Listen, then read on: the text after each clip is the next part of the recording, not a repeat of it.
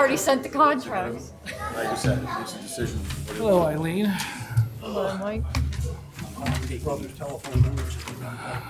We get an agenda because I didn't have one earlier. For what? I didn't have The Brookhaven Borough Council meeting will now come to order. Please rise and salute the flag.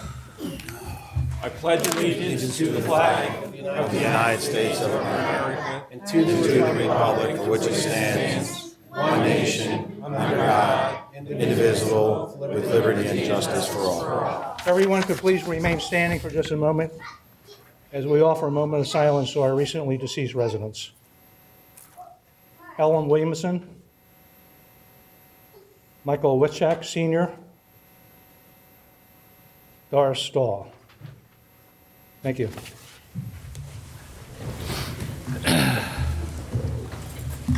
Good evening, everyone. I want to welcome everybody to the Brookhaven Borough Council meeting. Just keep in mind that any video or audio recording of this meeting can be uplifted to the internet. And with that, I'm going to turn the meeting over to the mayor. Thank you, Mr. President. I guess everybody noticed I brought my security detail with me tonight. That's a joke, you know? Anyway, we're very fortunate to live in the borough of Brookhaven. And one I call a community with unity. Many of you probably heard me say this. But we also have wonderful schools, thriving business district, and a great police and fire departments. We also have great fire and police departments in surrounding Brookhaven, such as Nether, Parkside, Upland, Aston. These are the folks that not only keep Brookhaven safe, but their own communities as well. And we don't give them enough credit for what they do. So first of all, let's have a big round of applause for our fire department and our police department.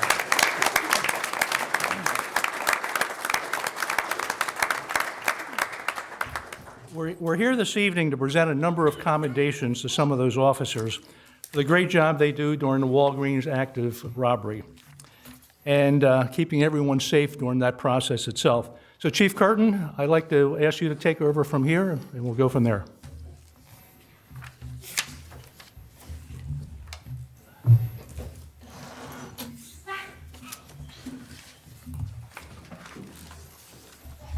Good evening, everybody.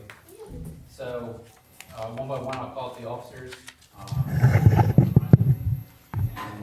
And start myself and work that way in that order, and we'll go from there. So, Officer Ben Tyler, Brookhaven Police Officer.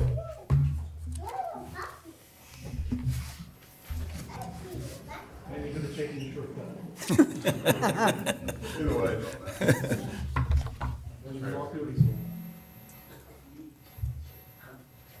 Officer Jonathan Zebley, Brookhaven Police Department.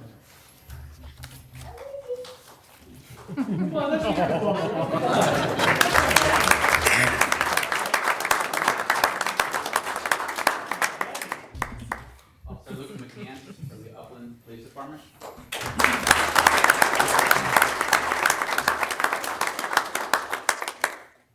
can't make this up. We have another John Zebley, Officer John Zebley from the Upland Police Department.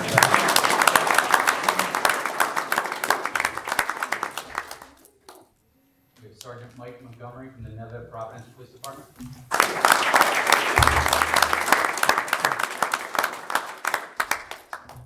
finally, Officer Matthew Liss from the Nether Providence Police Department.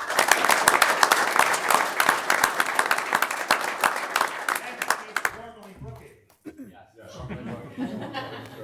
I would also like to call up, if I can, Mayor Bill Dunham from Upland.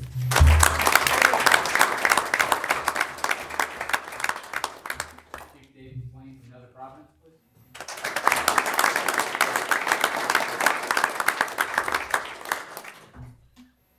Okay. So, brief synopsis of what happened. On June 6th, 2019, at 4:22 in the morning, 4 males who are not residents of Brookhaven entered the Walgreens pharmacy located at 4098 Edgemont Avenue here in Brookhaven, PA. They were seeking to rob the business of controlled narcotics and cash. At that time, there were 2 employees and 2 customers in the store. One defendant remained at the front of the store, presumably as a lookout, while others proceeded to the rear of the store where the pharmacy is located. After taking possession of pills from behind the counter, one witness was observed on their phone by a defendant. This was the 911 call that initiated the complaint. Brookhaven officers Kyler and Zevley arrived within 1 minute as they were out on patrol doing what they're supposed to do, serving and protecting. They were there within 1 minute. As they made entry into the store, the defendants fled to the rear of the store. Fearing a potential hostage situation, Officer Zevley did discharge his firearm one time, and one defendant was struck. He subsequently received treatment, and he'd be fine due to his injuries. Officer Kyler unfortunately sustained a leg injury. You see he's still wearing the boot. He's still recovering to this day, almost 5 months later. And we're thankful that he's here and with us tonight. Officer Luke McCann and Officer John Zevley from Upland Police Department, they responded on scene and helped take the defendants into custody as well. As we always help each other, which is expected of myself, I'm sure the other chiefs and the leadership from each of the jurisdictions. Sergeant Mike Montgomery and Officer Matt Liss from Nether, they responded down without even being summoned, so they can help, knowing that it's what they local agencies to help with the incident as such. As it turned out, they were crucial in securing the crime scene both inside and outside of the store, as well as delegating duties and directing resources until the proper Brookhaven command structure was on scene to take over. This incident truly required a multi-jurisdictional police response and resulted in all defendants being arrested on scene and all property being recovered. All defendants are currently unable to commit any more of these violent felony crimes, as they all remain in custody at this time and are awaiting trial. Mayor Hess and I would like to present these officers with certificates of appreciation due to their attention, duty, bravery, and continued willingness to serve and protect in their respective areas. Your actions on June 6, 2019 are hereby recognized as an example of excellence in policing. Thank you all very much.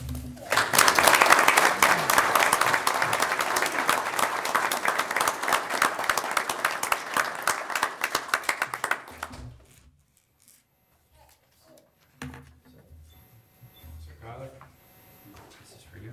Let me just open it up so it's open. Okay. John? You good? Thank you very much. I appreciate it. Devin, thank you very much again. Very much appreciated. Let me take a picture, just have it open up here.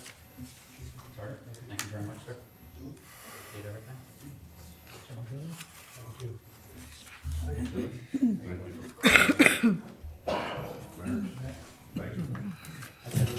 Please stand and get a group photo. Please open it up and display the certificate.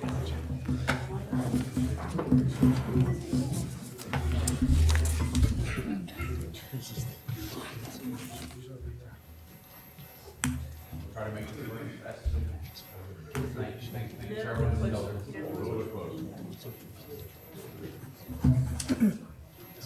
Oh, you guys can go out, don't be bad.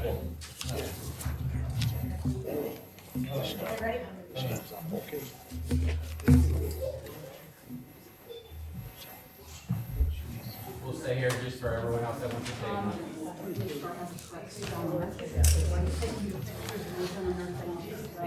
I just told you. Why? They why?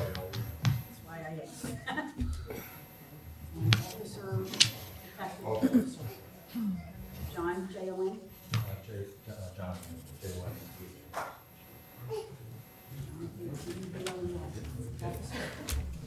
Luke, M-C-C-A-N-N.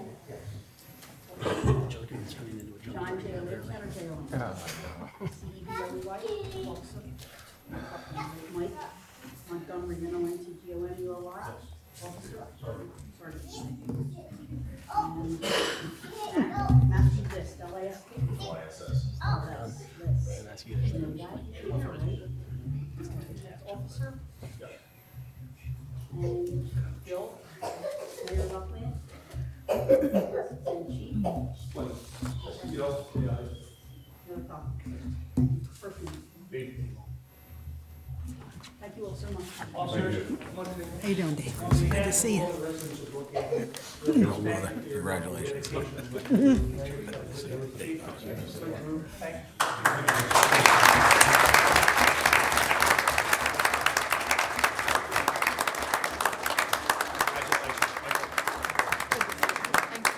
How you doing, Mike? Good to see you. Go. How you doing? You're welcome. Thanks, Mayor. Nice to see you. Thanks for coming. Thank you. Thank you so much. Thank you.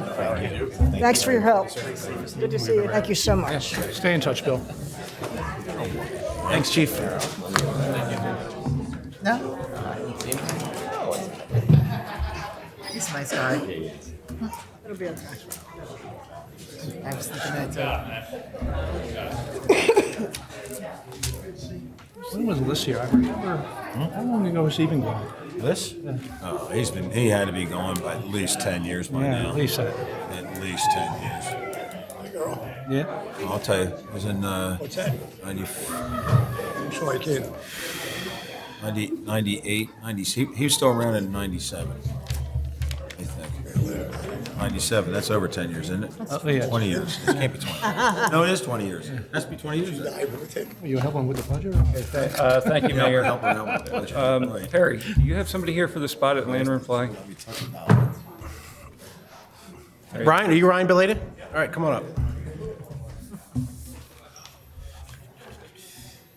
You can speak from the podium. Yeah.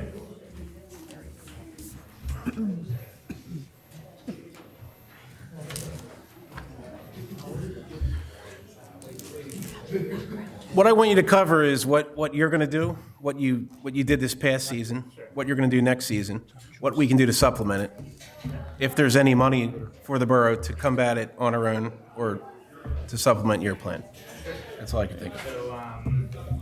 I mean, will you speak close that into the door back there? Is it on?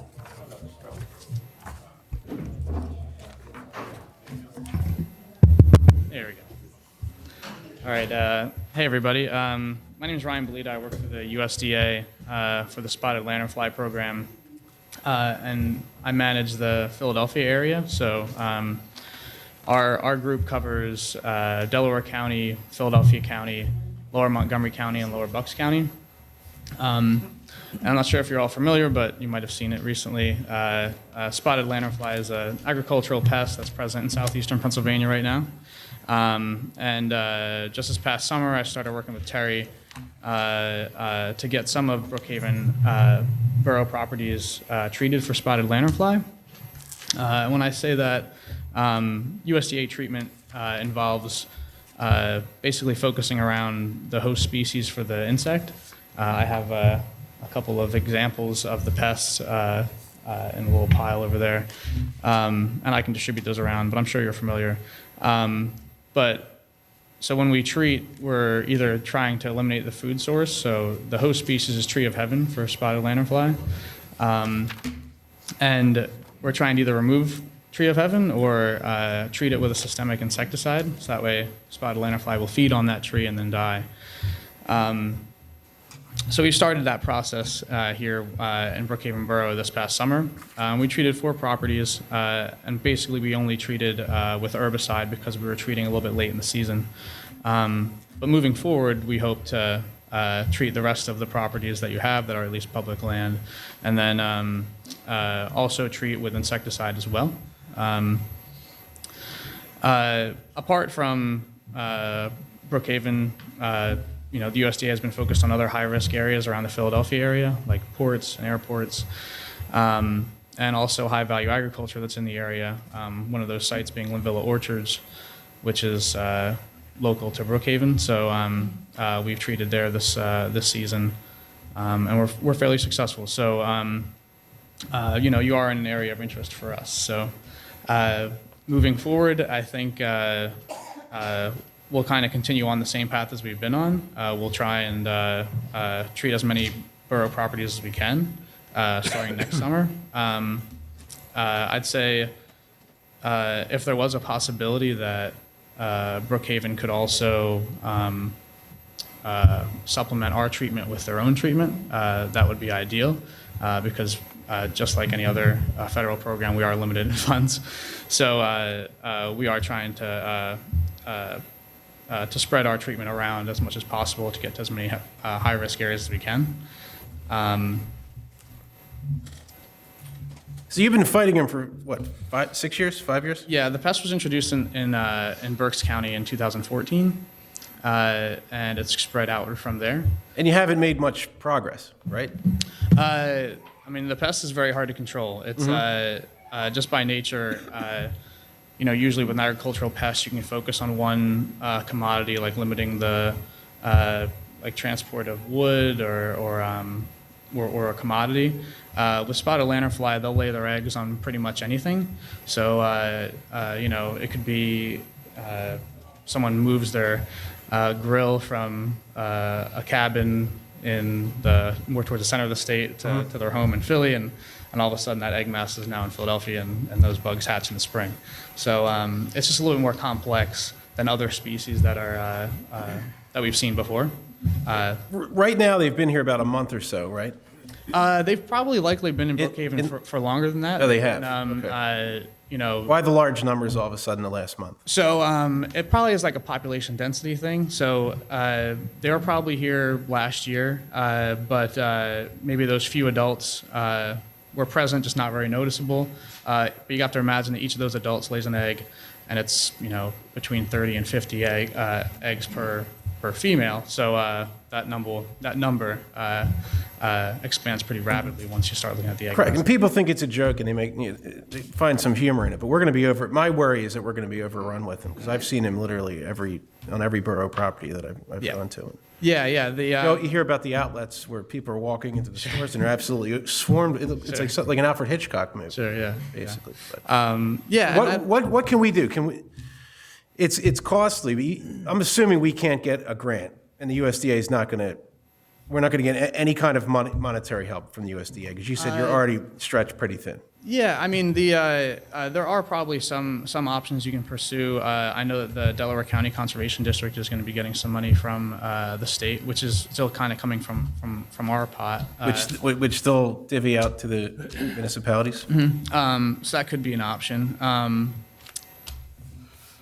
But if that was the Delaware County Preservation District? This is Delaware County Conservation. Conservation, sorry.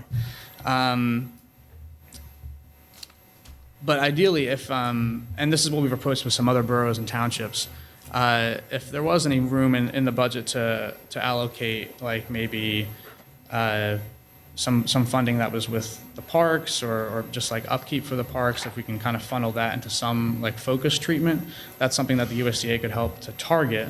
And then you kind of get a little more bang for your buck there. You treat some Ailanthus, you'd still be killing lanternfly, but it might not be as expansive as our program. So what do you recommend we do?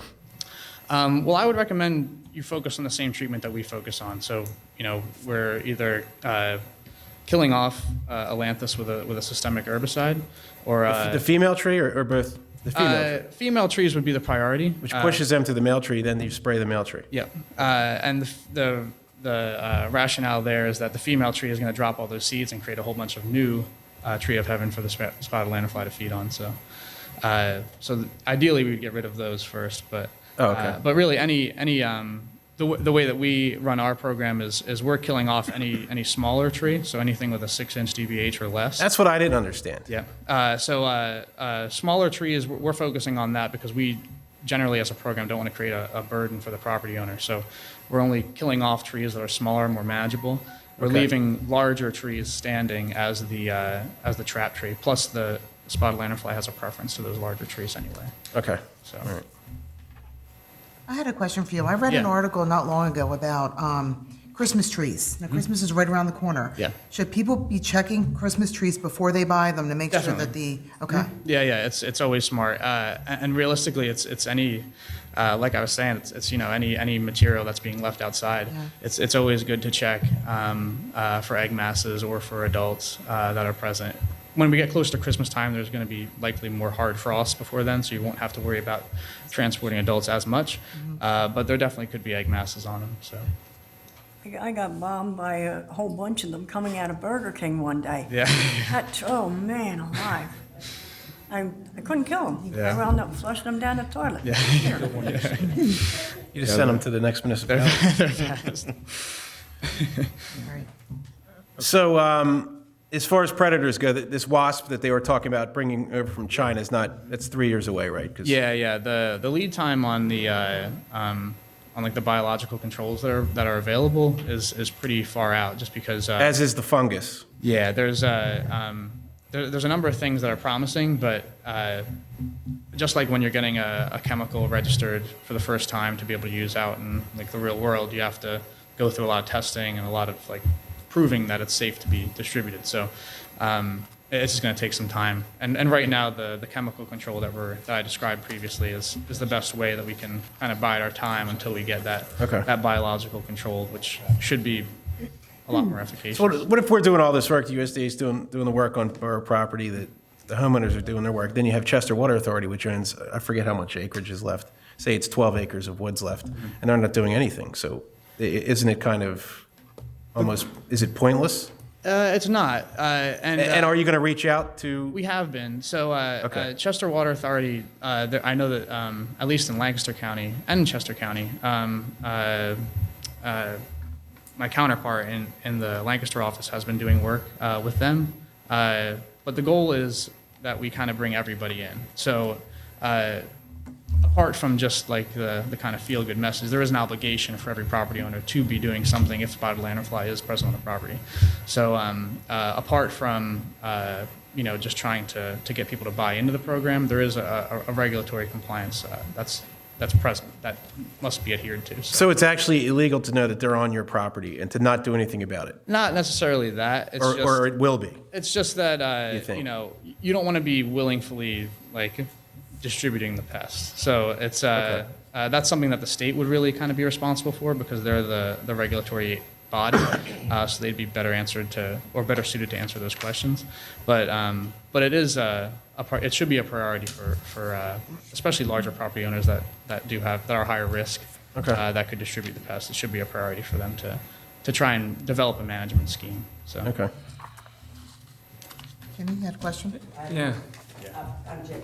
Yeah. And I work for the state. Oh, cool. So, and I'm nothing to do with this bug thing, but I've been dealing with bug reports for 2 years. Definitely, yeah. So I find what I ask people, or people ask me about, because like when we're out in the field and doing our, whatever we're doing, we have to review our car, when we leave. Exactly. Look at the car, then at the end spot, we also look at the car, we have to document whether we found one, what we found. If we find one, we have to kill it, stick it in a bag, the whole process.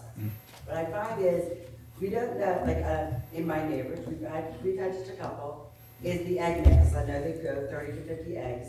So when they land on a tree and they do that egg mass, is there a certain color hue to the egg mass that, because if you see it, like you see the green moss around here, Sure. but is this like a mauve color where we can trace that off, stick it in a bag and kill it?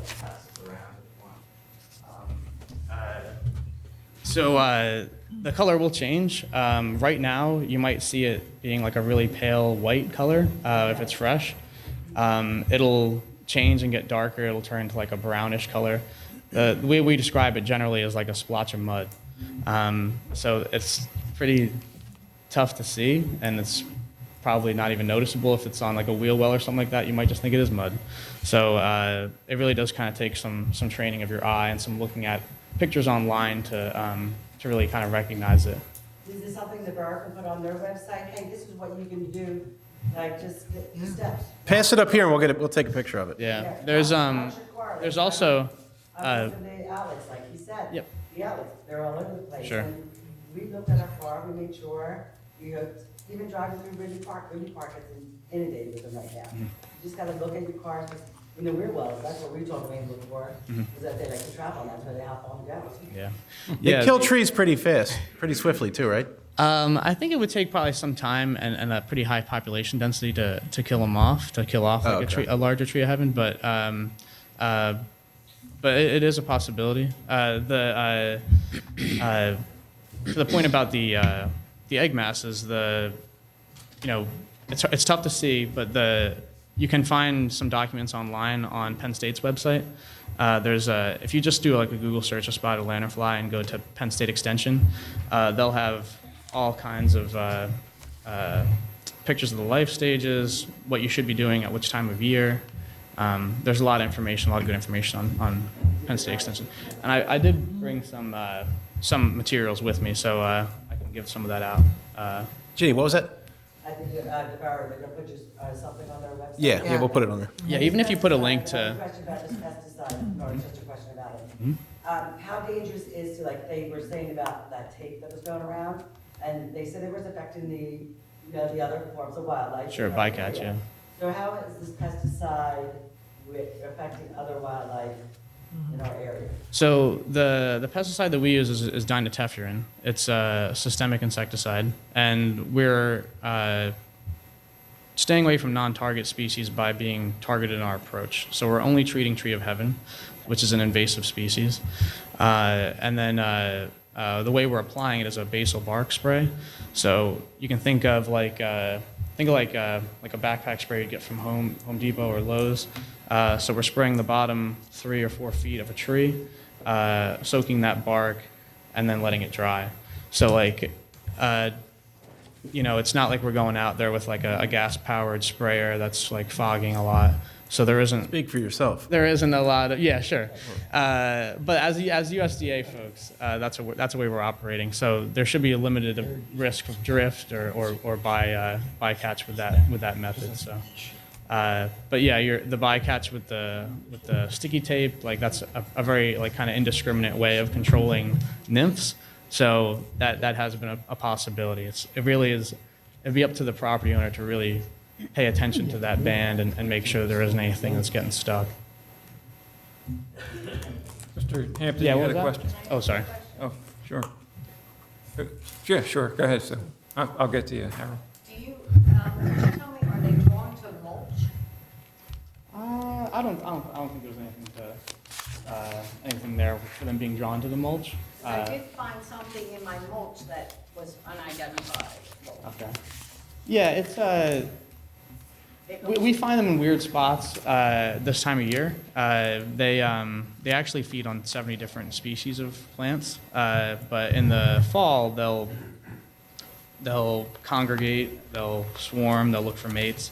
So they might like kind of just follow the path of the wind and get blown into an area, and then all congregate in that one spot and mate and then lay eggs. So around this time of year, we'll find them in weird spots. Like you might have seen news stories where they were all over a building in Center City, and there wasn't any tree of heaven that was anywhere near there. So it's kind of like, well, why are they there? But they're really just kind of traveling to a high point and then catching the wind. Yeah, I mean, there's a lot of things you can use that are available on Penn State's website. I have a bunch of guides. It's called SLF Management for Homeowners. It's a guide to controlling spotted lanternfly on your property.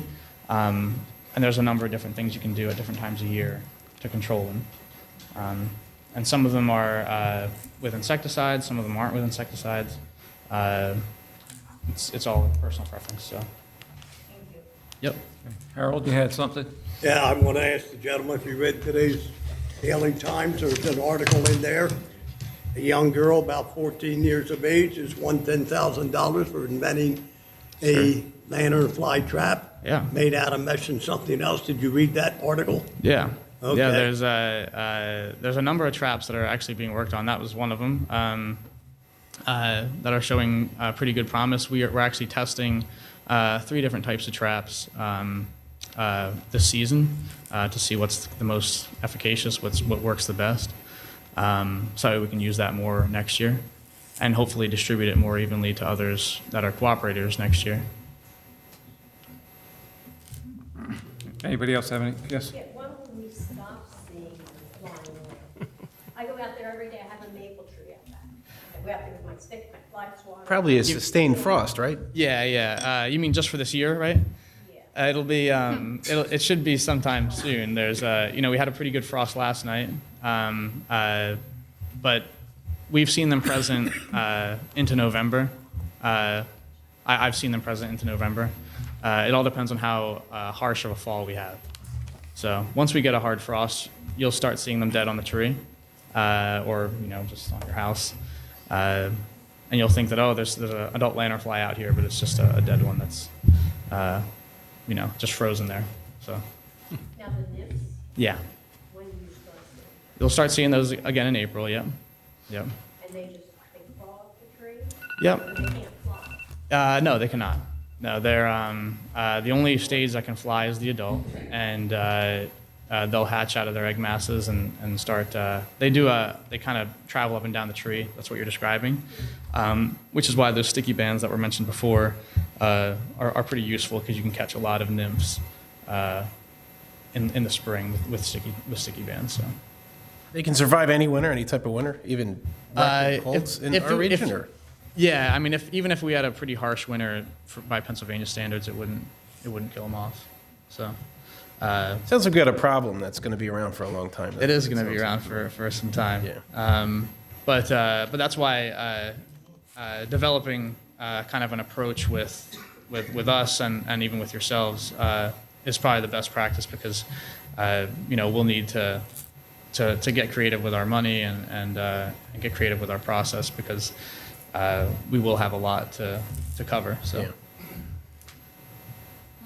All right, I think you've covered it all. Praying mantis, that's one thing I asked you about. That's a no-no because spraying will kill them, right? Yeah, I mean... So I reached out to a distributor. And Yeah, so, I mean, native predators, there are pictures online of native predators killing lanternfly, but it's just a kind of a question of the frequency. Exactly, yeah. Could be just a one-time thing. Sure, and it also is, it's tough to get that many praying mantises to be able to get all. Oh, online you can get them.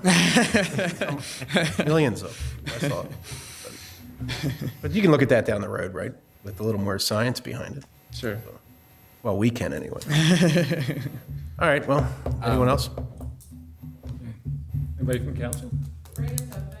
Yeah. We don't want anyone to shut our YouTube off because of this.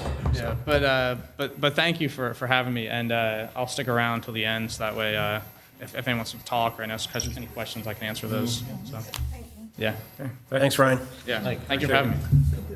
Okay. I don't see Mr. Shredacek. Is there anybody here from the professional business? Okay. And I don't see Mrs. Ford. Anybody for school board report? Okay. Public discussion?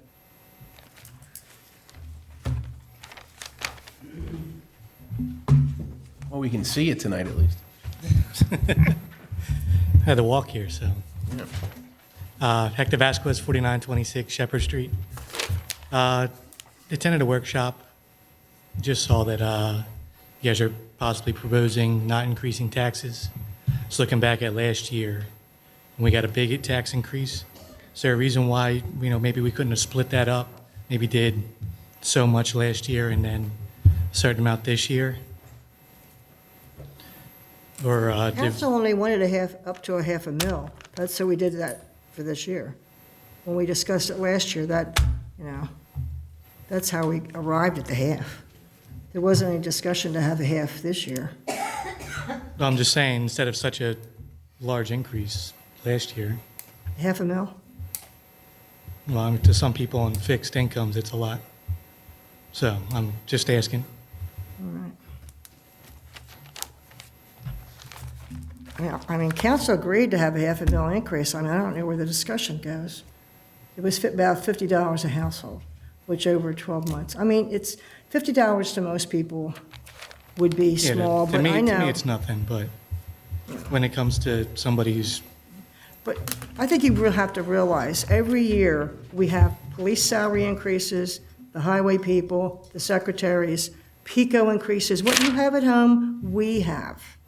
It's water bills, the sewer bills are going up, I got the bill. Everything's going up. Trash is going up. It's just going to happen. We just went out for bids. You're going to have a little bit of an increase in trash, a little bit of an increase in sewer, so it's what's going to happen. I think you have to realize, living in a community where we provide so many services, and we do. We have a great police department, we have a great fire department, and we're buying a new truck in 2022. And I'm squirreling away $300,000 so I can make a down payment to Mr. Montella so he can pay the company when we buy the truck. That is not easy to do. try to put $300,000 together in 2 or 3 years from our budget. That's tough. And we need to do it because volunteer fire people are so important. And we know that. This council has always. I mean, I remember going to Harrisburg. When Ralph was here, we had the first volunteer fire grant that Pennsylvania gave. I was lucky to be there. Ginny Sidzikowski, who was mayor, she was there. Ralph was there. And I know family members from Mr. Grant's family and, I think his father-in-law was there. And it was a really great day. We were honored to be the first community in Pennsylvania that got that grant. And we're still getting it. They have it, the fire company has it, Got it we last have year, one. or not last Yeah, year, we're last gonna time they we bought have the to get truck. another one for the new truck in '22. But I mean, you have to realize, we have to squirrel away money. And we really honestly should have more escrow accounts to start putting money away. I mean, we got major problems in sewers and rain causes problems, sewers are causing problems, the roads need to be paved. It's extremely expensive. We went out for bids this year, and Where do Dialing can we- explain to you. Where do we go out for bids at? What venue is that being advertised at? The Daily Times. Yeah. Just the Daily Times? Why not? It's picked up by all the construction newspapers. We get tons of calls from the various construction newspapers. Okay, I'm just saying, would there be a possibility to maybe do online, like a pen bid? My work uses pen bid a lot, so do a lot of other communities. Feel like you might be able to reach a broader spectrum of contractors willing to do the work, maybe get a cheaper price? I use both. I have CDC And municipal News. bid. I have CDC News. I Yeah. get Penn Bid. Penn Bid's a pain in the neck to put a bid in, but. Yeah, I know, but It's- if we can get options. Smaller contractors, it's a pain in the neck. So I mean, going to CDC News, most people I know have that. I read it. I scroll through it when I drink my coffee in the morning, see what's out there. So Penn Bid, I don't know, does Penn Bid cost you anything? I actually haven't used it. Yeah, I don't know. But yeah, I get emails from them, and if I have to submit it through them, sometimes it's a pain in the neck. Yeah, we use them a lot of my work, and there's a lot of times when we're bidding work where you got, 10, 11 competitors, so it's obviously getting attention. Yeah. I mean, it's road paving, sewer repair, Yep. Yeah. so I might be an option to maybe look Can into. you tell me one of the areas that you saw that? One of the What areas? town? Yeah. We're all over. We're anywhere from. I know, can Jersey- you think of one that had that much response? Because I'll contact them. I want to see who the bidders were. Let's see off the top of my head. I don't actually look at that. I just know that's what they use. And we can- talk to the estimators. I could send you I an can email. find out. I'll even give you my password. You can go on and pretend you're me. I don't care. Okay. Yeah, so you can look and see what's out to bid if you want to see if it works. I just want to see a past one. I want to Right. see Yeah, who, they're where in. they're It's free. responding and how It's much. free to sign up and look at past Right. completed bids. Okay, I'll do that. And I was thinking when you were talking about the budget, last year when we did the tax increase, it was the first year Janice had to work with the budget that was left to her. And that's where we saw how much money we had that was over. Yeah. So doing half and half probably wouldn't have worked. So we kind of needed the money then, to work out. So, but it is a suggestion for next time. So, Yeah, and that's kind of also why I was harping on the budget committee, Yeah. trying to get, not to throw anybody under the bus or anything, but you guys need help. And if there's people that are willing to assist you, we're trying to do that. Yeah. Because, we're all here in the community, so. Yep. So, That's all. Thank you. Thanks, Hector. Thank you. Anybody else?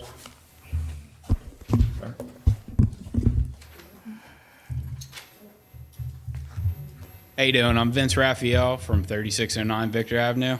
Pretty sure I've talked to basically all of you guys. Still waiting to hear a response on what is going on with my neighbor's house. If any of you are not familiar, she's a hoarder, and I'm tired of dealing with We're the very rodents, familiar with it. everything that comes with it. And I just want an answer what's going on. We're Other actually than moving it's- in that direction. Matt? Yeah, so it's on my list for tonight to address. I've started the process of gathering the information from the various borough departments. So I have information from the police department, I have information from the fire company. I've got information from the borough office, just sort of building the history on the property. My job when I get involved is to see if there's enough history there to justify us taking him to court and media. So tonight on my agenda, I'm going to ask council whether they want me to proceed with taking legal action against the homeowner. Okay. So you have to stick around another half hour, so That's it's on the fine. list. That's awesome. That's fine. So by the end of tonight, I'll have an answer. You'll have an answer on the direction we're going in. Now, Sounds good. the path takes a while, so I don't want to get your hopes up. I know it seems like we forget about you. We return every call or email, but we haven't forgotten about it. It just upsets me that, you know, I you understand look that. at Brookhaven Road with the junkyard that he had going on, that got cleaned up within a month. And then he. But you're on that list. Right, but we're talking about something that's been going on for almost 30 years, according to my neighbors. Yeah. So that's got. And most of us up here were completely unaware of that. I understand that, but you know, Got a fresh lot of eye- you people have been on the council or been in the Yeah. borough for years. Yeah, we have fresh eyes on it. Right. We do. Okay. I You'll see our just want action. something to be done about it. That's what I. And I would be besides myself if I were you. I really would. It's an awful situation you're dealing with. All right. Well, thank you. Stick around. Appreciate your Don't go time. anywhere. Thank you, sir. So, Yes, Susan Truesdale, 34 Trimble Boulevard. In the past 2 years, have any of the streets in Brookhaven been completely paved? I don't believe, oh, yes, they have. Go ahead. South Gray was completely paved, Yeah, we just and did that one. Not patched, paved? No, No, we paved the paved. whole thing. No, we Entire. paved from one end to the other. I don't have the paving list with me. We're, I thought there were 2 that we did. yeah, there's more money going to fixing the storm sewers. We've had an extraordinary amount of storm and sanitary sewers, and I'm sure you've read about it or heard about it, collapse over the last couple of years. And I saw this thing building up. As a matter of fact, even back before that, it looked like to me that we were starting to get in trouble. And so I've been sort of warning the council that that's where we've been, but we have to fix that before we can pave streets. And there's only so much money, that pie's only so big. And you can't pave over a street, actually, that you have a problem on. You have to get the problem fixed. But yeah, if you're looking at the guy who wants to pave the streets, and I've been wanting to do that for a long time. And we did, when the first couple of years, you know, we were doing that. And then we started to get the storm sewer and the sanitary sewers collapsed. And, you know, that's just a priority. You have to bring them up to par. So that's what we've been doing. Thank you. Okay, thank you. Anybody else? Yes, sir.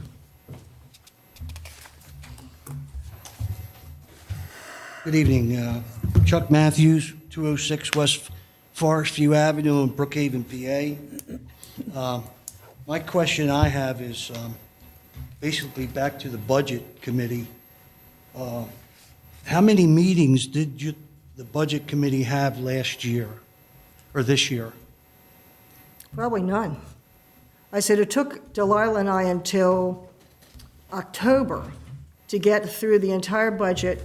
We have to go through every line item, figure out how much money was spent this year, how much we have to project for next year. And I got the information at the last meeting. I gave it to council. I met with Donna last week for an hour explaining the budget to her with the questions she had. And I told council, anybody who wants to meet on council wants to meet with me. I'll be doing it next week again because I have the revisions. It takes a long time. Delilah has the computer, the reports, everything. You need that. You can't do a budget without data. You have to know where the money is going, where it's going to go next year, and you have to have some idea of historical, what we're really doing. What we've spent in the past, it's like the fire company, what we spent in the past, what we have to spend in the future, and trying to budget your money. And it's very tough to budget money. Everybody may have ideas, and I ask before we start, what do the people in their different committees have? What do they need? And we put that data into and we give people everything we can. But we don't have a lot of money.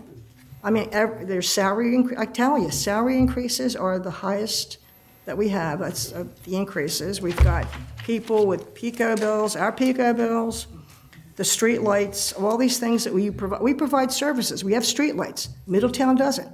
They're like 5 times their size. We have street lights, and we all appreciate it. I drive through Middletown. I don't understand why these people don't protest, because why would you want to be in a town that large that has no lights? I get lost when I drive in those developments. There's no way. Typically, it's your borough council that really is your committee. And what Janice does is and over all the years I've been here, I've never seen it done any differently, where they'll gather all the, everybody's input, and then come back to the council, and that's where you kind of hash it out. And that's been the process as long as I've been around. Yeah, that's what I'm giving out So, you know, tonight. I did because well, we're going to have time to hash out. Yvonne, next week. didn't the council say that you were going to get a budget committee? I put a budget committee input together. from the residents? No, The transparency didn't happen. No. Oh, yeah. It's on the movies. Stop. You know, it's on the film. That It's in the movie? you guys get together, you got to figure out, you know, everybody's budget, I understand. But you said you would have input from the residents who volunteered to help with the budget, and it didn't happen. It didn't happen. Actually, what I said was I would put a committee together, which I did. Matt didn't, you can weigh in if I remember right, you didn't know that it was the best idea to have outsiders in that process. Yeah. And that's kind of the way I remember it. It was a year ago, I don't remember. Yeah, I remember okay. Christine Raftowich came up and like offered Yes. to assist. That was the same time, yep. Yeah. Well, normally, you start the budget in January when you're elected. Am I correct? Is that when the budget committees, heads get together and say, look, we got to get this The straightened budget has out? to be passed by December 31st of every year. Right. So you have to have it right now for next year, starting January 1. But then you, as you gather data next year, you'll be doing it by June. Delilah and I will start meeting weekly to really put this thing together. It takes months to put it, because it's not the only thing she does, it's not the only thing I do. I'm And we just do saying- it weekly. You start in January, figuring out what's going to happen with your budget. The following January. year.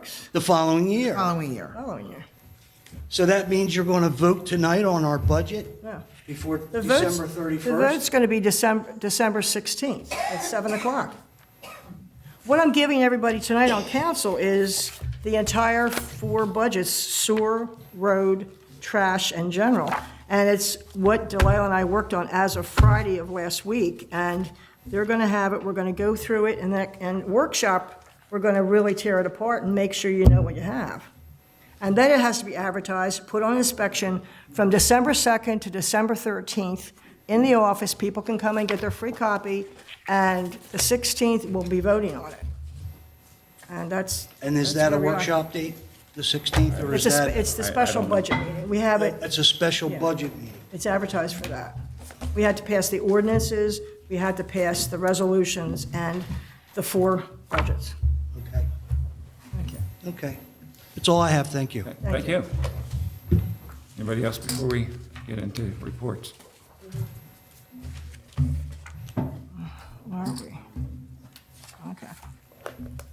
Eileen, I just found one of the solicitation numbers on the Penn bid. Okay. I can give you the information for that. The title is Third and Hummel Sewer Improvement Project, number 112692005. There is 15 bids. We usually Do you know that how for much? 2 years, though. Does it That's show the- what we the do 2 winning bids. bid was? Bear with me 1 second. Those were the amount of bidders. The amount was, and I lost it.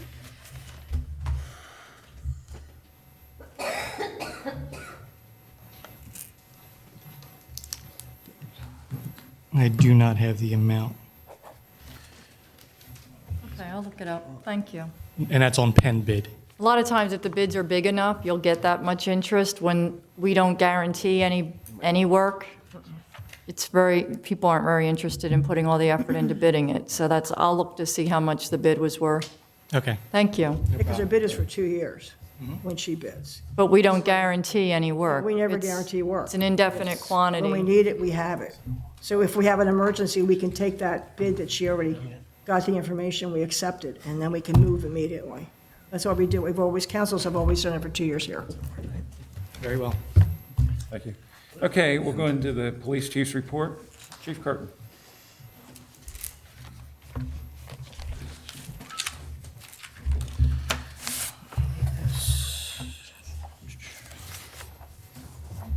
Okay, so for the month of October 2019, the police department had arrested a total of 16 persons.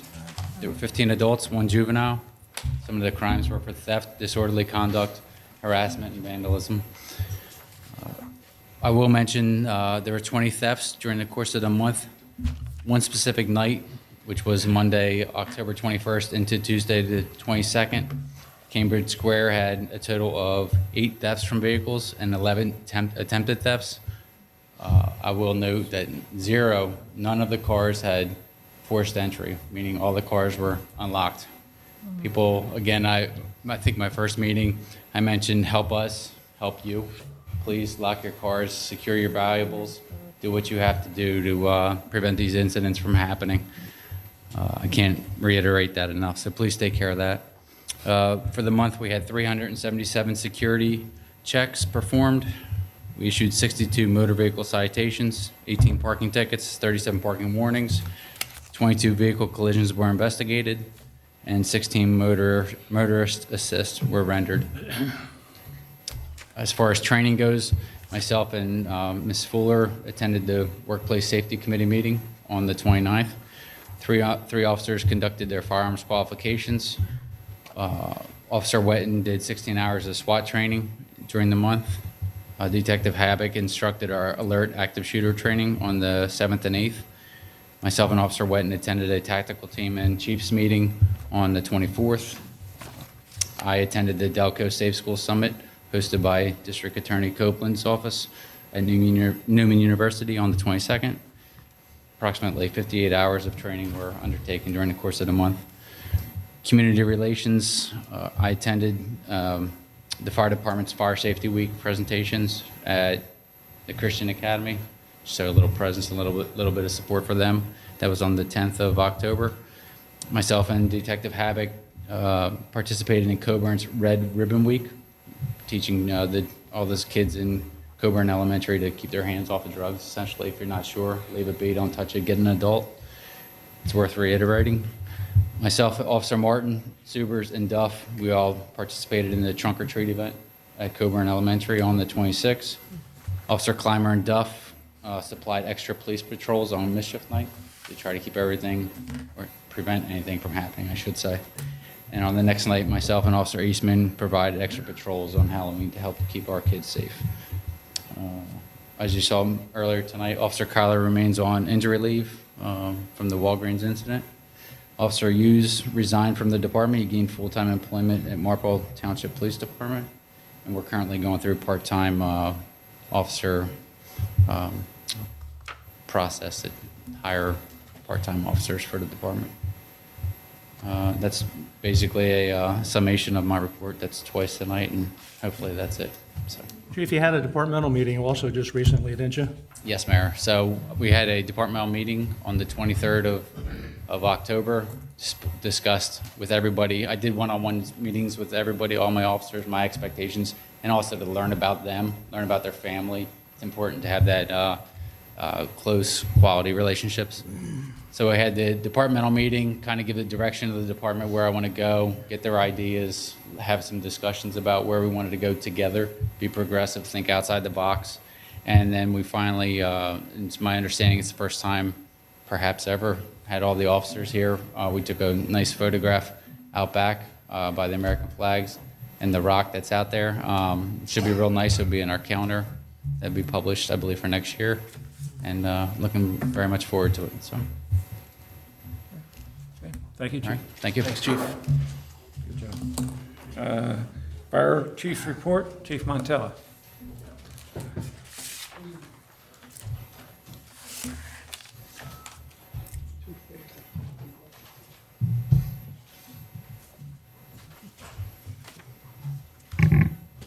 Good evening, Brookhaven Fire Company's October 2019 fire report. We had 15 fire calls in the borough. We had 23 fire ins for the year in the borough, 183 non-fire, 274 calls for mutual aid, 45 drills for a total of 540 525 for the year. We had $200,000 of property endangered in the borough, and for the year, we had $2,430,000 property endangered in the borough. No firefighter injuries, no civilian injuries. Our manpower, 52 calls, average of 14 firefighters per call, 545 hours logged for the month, 5,587 for the year. 4 training sessions, average of 26 firefighters, 170 hours of training logged for the month, 2,000 hours logged for the year of training. Brookhaven Fire Company responded to the following incidents in Brookhaven Borough. We had 8 gas odor investigations on 1025 throughout the borough. We had an elevator rescue at 5,000 Hilltop Drive. 3 auto accidents at the following locations: the 3400 block Edgemont Avenue, the 3520 block of Edgemont, and Brookhaven and Bridgewater. We also had a car into Chili's, into the new building, an accident, and we assisted Chester Township Fire Department on a building fire on Rayner Road, and also a building fire at Alloyd Surfaces on Commerce Drive. We also assisted Chester Township on a building fire at Pyromed on Commerce Drive as well.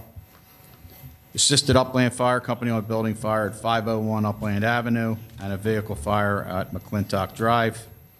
We assisted Rocky Run Fire Company on a building fire at Riddle Village. And we assisted the Chester Fire Department with covering the city while they operated on a building fire on Hancock Street. Our monthly training involved SCBA training. We had a truck company operations class, a ladder class, and search and rescue.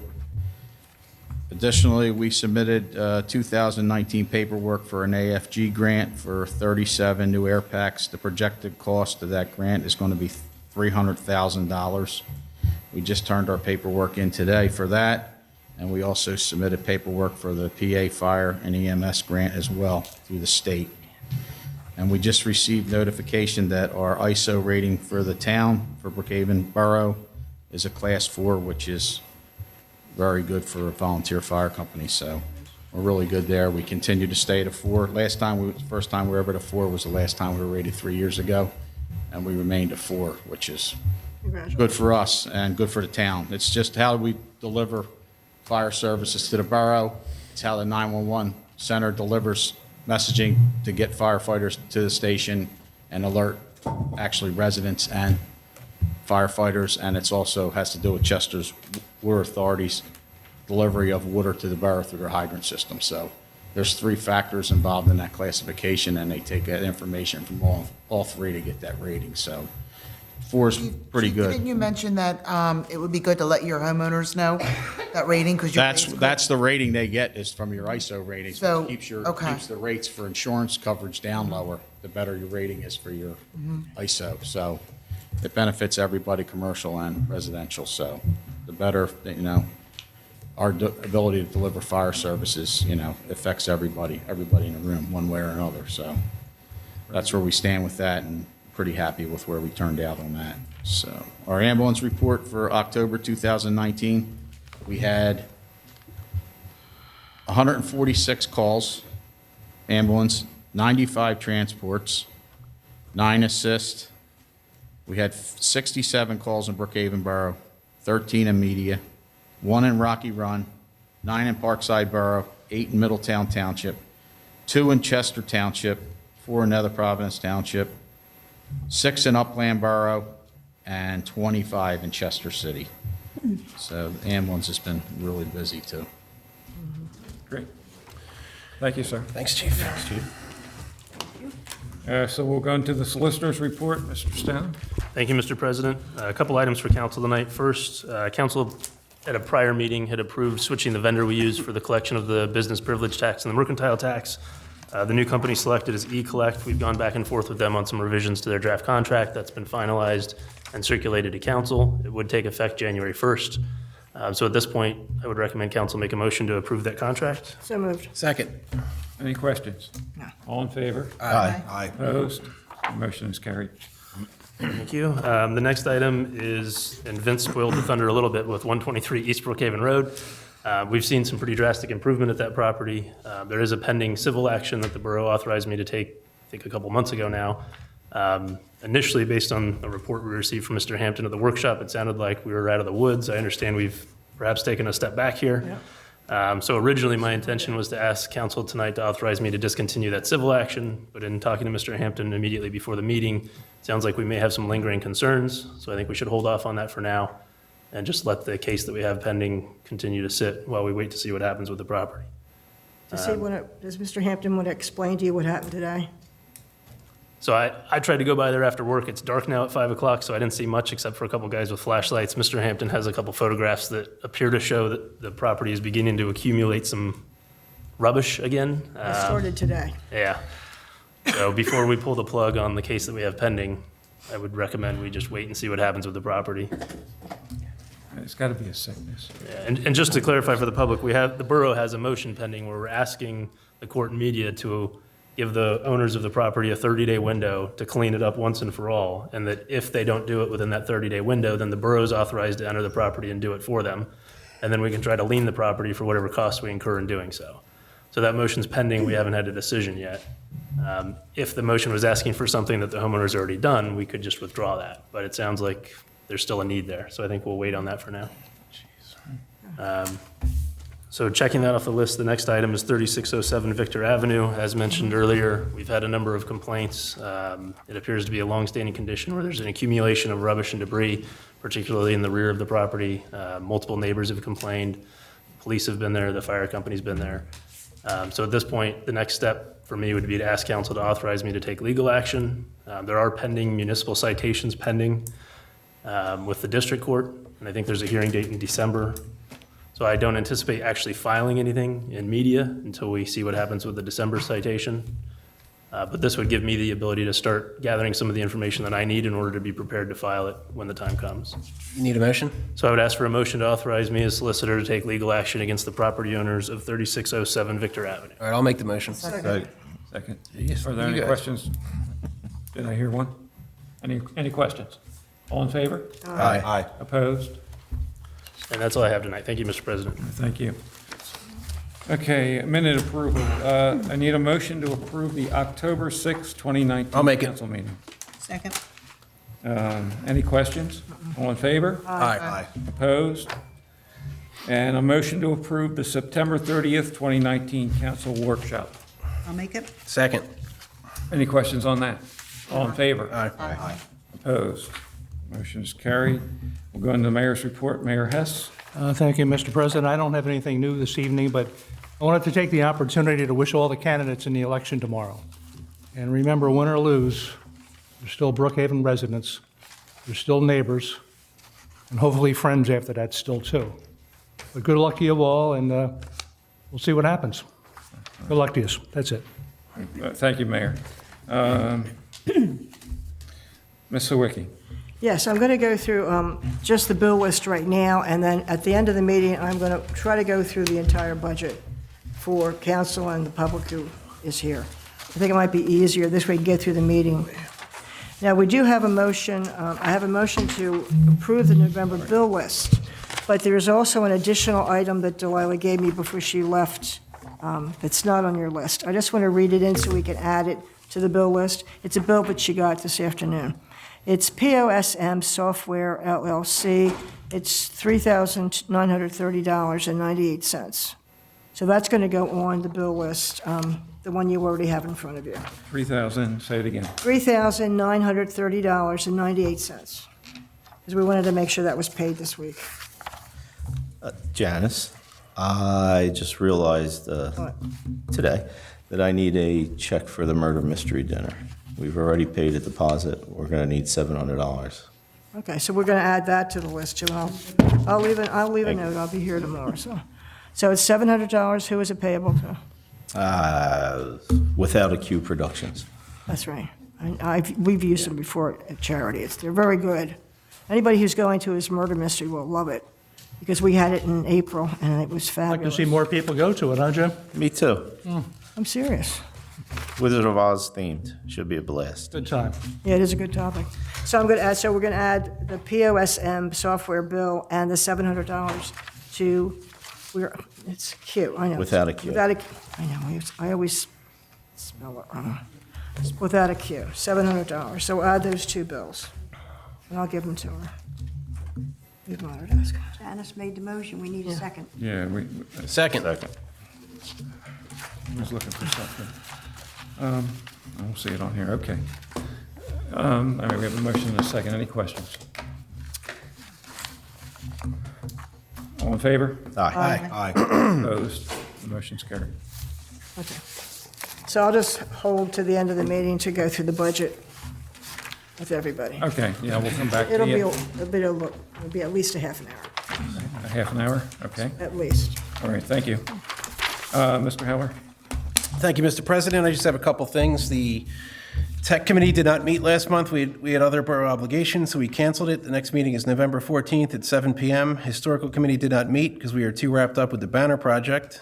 They next meet November 20th at 7 p.m. Round 2 of the banners are going up right now. I think we're about halfway through, and they should be done by Friday. And you had Mr. Is it Belita? Mr. Belita's report on the lantern flies, and that's all I have. Okay, thank you. Mr. Pappas? The Planning Commission did not meet last month, so I have no report. Okay, you're not going to... Oh, we're going to talk about this. Yeah, all right. Last month, I met with members of the Public Works, which was the actual foreman of the Public Works and also the assistant foreman of the Public Works. The borough's in need of a replacement. We lost one of our guys named Buddy. I don't even know Buddy's last name, sorry to tell you that. But we lost Buddy, so we're short a man for the job, or for that matter, a woman. Anyway, the borough set up an Indeed account and got a number of applicants for the position for the Borough Works Department. And I attended a meeting in which 3 applicants came before the meeting to actually provide their information in a resume and a small speech among themselves. And during the course of that, it was actually chosen that one of the applicants, an individual named Sean Guthrie, had presented himself with more qualifications than the other applicants. And as a result of that, the borough foreman, Mr. Gary Thompson, liked this individual. He came with a lot of qualifications, especially in the areas of maintenance on trucks. He actually can do welding, stick and MIG welding, which is important during the snow plowing time and any other time our leaf machine breaks, he would be able to weld it. But on top of that, most importantly, he operates a lot of equipment, construction equipment that we're in need of at the borough. He also was a crew supervisor for a family-owned business, his family-owned business for 8 years or so. He was equipment operator, which included backhoes and track hoes, which is basically what we use here, for another 8 years.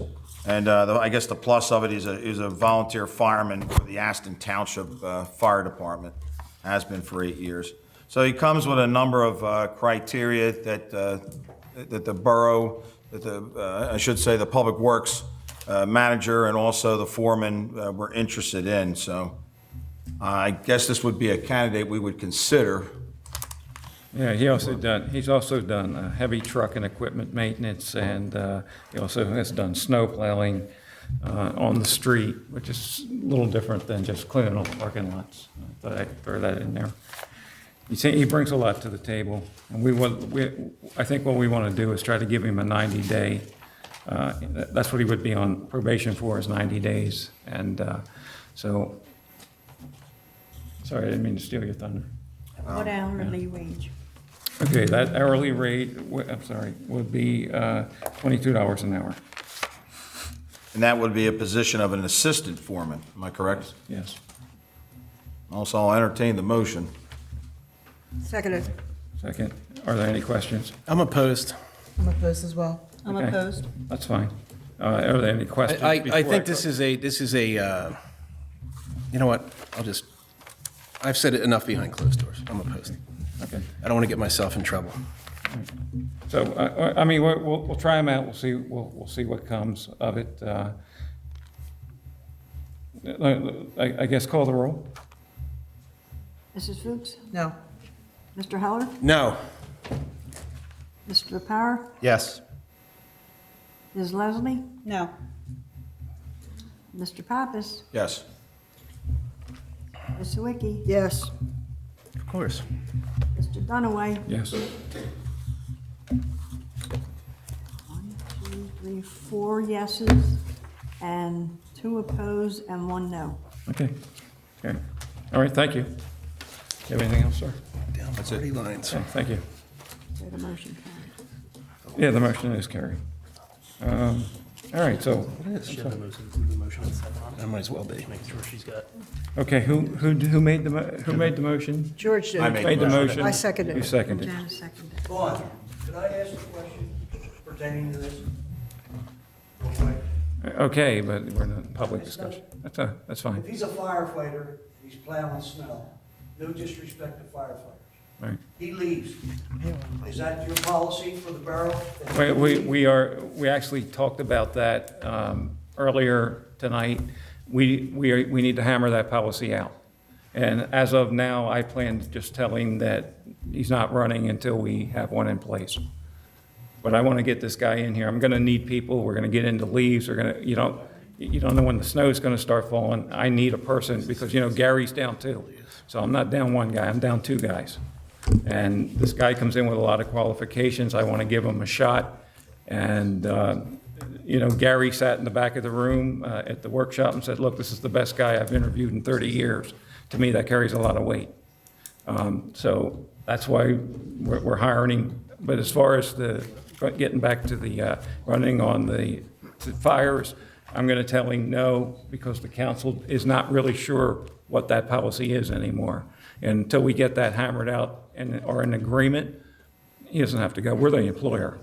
Would that include the other employee? Yeah, I was unclear about in what direction they wanted to go. My goal here is we can always work that out, but I need help, and I need them now. So, and that's why we made this move. Can I ask why we're not promoting from within the public works? We had one person from within actually apply. We interviewed him along with the other 2 candidates. What he didn't do was qualify as well as, he didn't have all these skills that this guy has. Matter of fact, the 2 top guys were pretty close.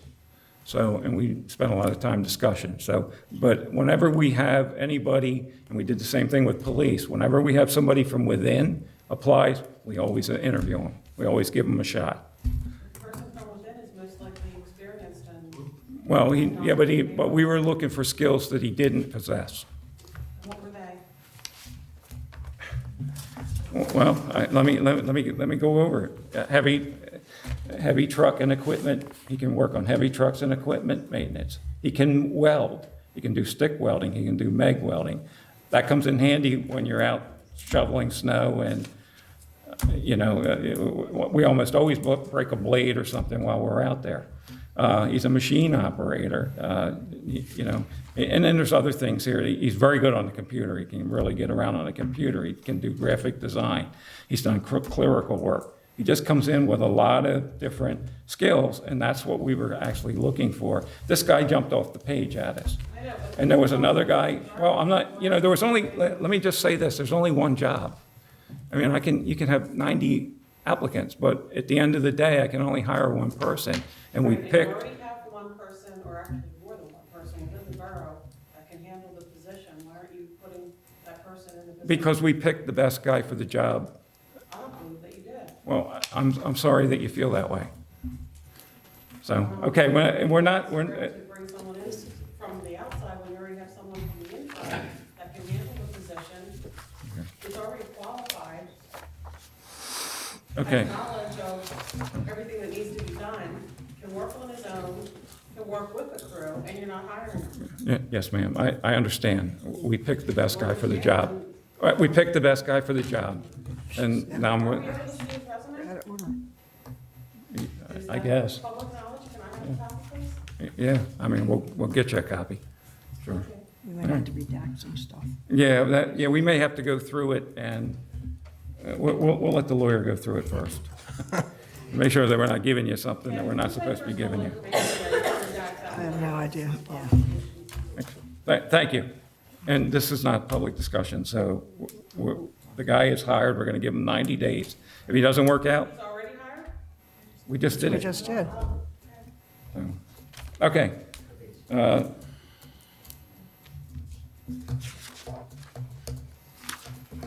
Mr. LaPierre? You're up. No, I'm next. No, I'm sorry, Mrs. Fuchs. I don't know why I crossed you off. That's okay. Our next ordinance committee meeting is scheduled for Thursday, November 21st. Business news, I'm being told that Chick-fil-A is now planning on opening in early December. Harold, is that accurate? Early December, that's what I'm being told. I was gonna put a phone call in tomorrow. Okay. I also want to go over there and look. I think they're missing some signs up, from what I see on the plans that they submitted me that I approved. And I don't see everything there, but I'm gonna call this woman tomorrow, talk to her. Okay, thank you. I had a few people tell me that TD Bank is closing. They got letters in the mail. I don't know how true that is, or that's... It's accurate. It's true. They're gone. I'm surprised because they're so busy, but, That's not what happened. Tech Committee news. So I continue to work with the Association of Boroughs for our new website. They're currently building it and pulling over our information onto the new site. One thing I was recently told is that I'll need to now provide them with all of the 2019 meeting minutes. So that's workshop and council. So Mary's going to work on that for me, and I'll get that over to them. The plugin, it's the software that we use, it didn't work well with this new site, so that's why we're not able to automatically move those over. And I would again remind everyone that if you have events coming up, please email me the event particular so that I can get them on the website, on the Facebook pages, and we can inform all the residents of that information. Providence Animal Center will be here on May 19th for the chip vaccination clinic, so mark your calendars. And once it gets closer, flyers will be made and put in the back of the room. And I did want to mention, this just happened the other day, that a Chester Water Authority board member did approach me and ask me if I'd be willing to be the liaison between Chester Water Authority and Brookhaven Borough.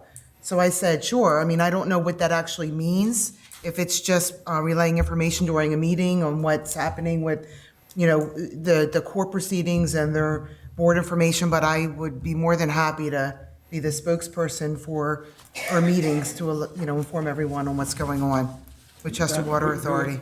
Donna, who asked you? Joe McGinn. Oh, Joe McGinn. Okay. And that's all my report. That's in your lane more than mine. I don't know if you know that. It's what? Well, no, Oh, thank you. more you than me. Okay, thank you, Donna. Thank you. Okay, now, Mr. LaPierre. Thank you, Mr. President. Okay, some of this is from the workshop, so if you heard it already, just bear with me. Zoning Hearing Board will not meet in November, but they should be meeting in December. Still on board with that, Howard? Yes, I met with the gentleman, I think Friday, and he paid all his fees that he had to do, and those I denied, and he's got the application to come before, and I will meet with the solicitor, get it drafted up, we get it into paper on time that we have to. We have plenty of time. I have to, at least the 18th to get anything done, Right, and that meeting is December 10th. December 10th. All right, thanks, Harold. We also received a resume for a new zoning hearing board member. I have reached out to him and waiting to talk to him, and I'm going to place him as an alternate. We are looking to lose one of the members of the zoning hearing board. They are moving out of borough soon, so we at least got one up, and we're still advertising for more people. So I will let you know when that happens, and we'll okay him through the board, council. The rec board met on Thursday, October 24th. Their next meeting will be Thursday, November 28th. No. Oh, yeah, I'm sorry. Week before, 21st. Yeah, but Donna, did you say there's a meeting, your meeting? Yeah, mine's the 21st. Where do you meet? There was no meeting on the calendar. Oh, that's right. November. Yes. Rec board, but we need to have a meeting. Yeah. Well, you could. Where do you We don't have to meet in here. We can go somewhere else. Yeah, that's not a problem. All right. Thank God you're here, Lynn. The date would have been fascinating. Okay, so November 21st, which is still a Thursday, we'll be meeting. The rec board will be meeting. I'll make sure we get that out on the sign and the website. Donna put that on the website. Thank you. Let's see. Upcoming events for the rec board. We have, let me go over. The latest event that they just had was Saturday, the 26th of October, which was a trunk or treat. 300 kids had signed up and attended the affair, if not more, and I believe there was 50 to 60 people giving out candy in the trunks. Thank you to everybody that did that. Mike Garvey and the rest of the rec board does a great job with that, and everybody that attended, thank you very much. Okay, so upcoming events are the aforementioned Murder Mystery Dinner, which is the Murder of Oz, which is Friday, November 15th. A 7:30 start with that. Tickets are $45 a person, $85 a couple. That includes a buffet dinner and tickets to the show. The company Without a Cue Productions, they do the show. They are professional actors. It's interactive. They come, they'll sit on your lap, they'll make you dance, they'll do some stuff. It's interesting. It's a lot of fun. The mayor goes, I'd like to see as many people as we can there. Rec board members all have tickets. I have tickets. Anybody needs a ticket, you know. We usually have about 50 to 70 people there. So it's right in the community room. Yeah, it is a lot of fun, Bob. It's a good time. Next events then, these are the last three that the rec board will have for the year. It's Sunday, December 8th is the senior luncheon. It's on the borough newsletter as December 13th, so please tell all seniors you know it is the 8th. We got it on the sign. We're going to make sure it gets out to everybody. Sign-ups will be, yeah, thanks. And sign-ups will be soon. Lynn, we didn't get there yet, did we? Already advertised Monday through Friday during business. Oh, is it? We've already given out chicken. Last to know, thanks. Yeah, it's free to all seniors in the borough, but they do have to sign up and get a ticket. Good event. We usually have about 200 to 225 seniors at the event, if not more. Yeah. So, very nice day. Later that night at 6 o'clock, we have the tree lighting and the pictures with Santa Claus. That is in the back. We decorate the tree out back. We have light refreshments afterwards. Coburn School's choir comes. They sing a bunch of songs. Chief, I still got to get you an email and let you know about it. The fire company gives Santa Claus a ride over. There are light refreshments. We do collect new toys unwrapped for Toys for Tots. There are horse and carriage rides around the back also that is for a donation or a small fee, but everything else is free. And then also at 6:30 that night, there will be a ginger house making class that will be probably in the community room. Sign-ups are ongoing with that, I believe, and I think it's $12 where they came up with. The money was $12 to $15 to get one. It never got settled the last rec board meeting. For a gingerbread house, $5 if you have a smaller child that wants to do just a cookie, and there's something in between. Again, I got to get it straightened out, so yeah, but it never was settled, so, but I will give you all the information I can. I also met with representative from Musco Lighting at Sampson Park and Memorial Park, again, to get an idea of what lighting would cost. He still hasn't gotten back to me. He was going to try to get it to me by the end of last week, but he did not get me a price so that we can at least get an idea what that's going to cost. Last Friday, met with a fencing contractor about putting up a new backstop at Memorial Park at the Majors Field. President from baseball, J.R. DiProgetto, and Mike Johnson were there from baseball. kind of got an idea what we need fence-wise, how much fence going down the line, the backstop, all that kind of stuff. So I do have that information. Eileen, I'll talk to you, probably not tomorrow, but sometime this week, about getting just how we got to put it out and all that. I got a couple contractors' names also, so we can put it out to them and see. And the cameras at Sampson are almost completed. They're up. There's a little problem with the connection with the electricity. We're going to have, I got to talk to John Grant. I want to find out from the guy that did the cameras exactly what he needs done. And then once that's up, the cameras will be operational. So that's it. And that's all I have for my report. Great, thank you, James. Ms. Leslie. Thank you, Mr. President. Recycling, our shredded event, we did 5,200 pounds of paper. We haven't gotten the numbers yet for the electronics portion. Our Veterans Day service will be this Saturday, November 9th at 10 a.m., and we will hold that inside because I believe it's going to be a little chilly in the morning. We have a police committee meeting is scheduled for November 6th at 6:30. We have a fire committee meeting scheduled for November 7th at 6:30. And we will also be checking to see when the trash is going to be picked up for the holidays because it is on Wednesday, right? Exactly. Picked up Thursday. Christmas is Wednesday this year. Oh, you got something today, Mayor? Yeah. Okay, so Yeah, we- trash will be picked up on Machine over there. We Thursday, can get it. the day after Christmas and the day after New Year's. Okay, I have it. That's not what it says. and that's the end of my report. Okay, thank you. Engineers report, Mr. I just wanted to bring up that we did do the repair to the inlet top in front of Bateman Funeral Home, and Public Works Department has a drawing, and we've asked them to go down up Edgemont Avenue and just identify any others that have to be done. However, we are aware of 3 additional already, so we'll bring that back to you guys, and you can authorize the repairs for those. That one was done as an emergency.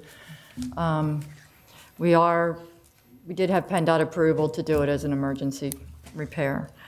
Wanted to bring up, so Whiteley Road has a culvert that runs underneath the, as you're leaving the shopping center and you're heading to the first intersection, and that culvert is apparently in bad shape. So I will be bringing you more information on what's going to be required to make that repair. So Dave sent that to me, and I wanted to make that, it's now on the list. And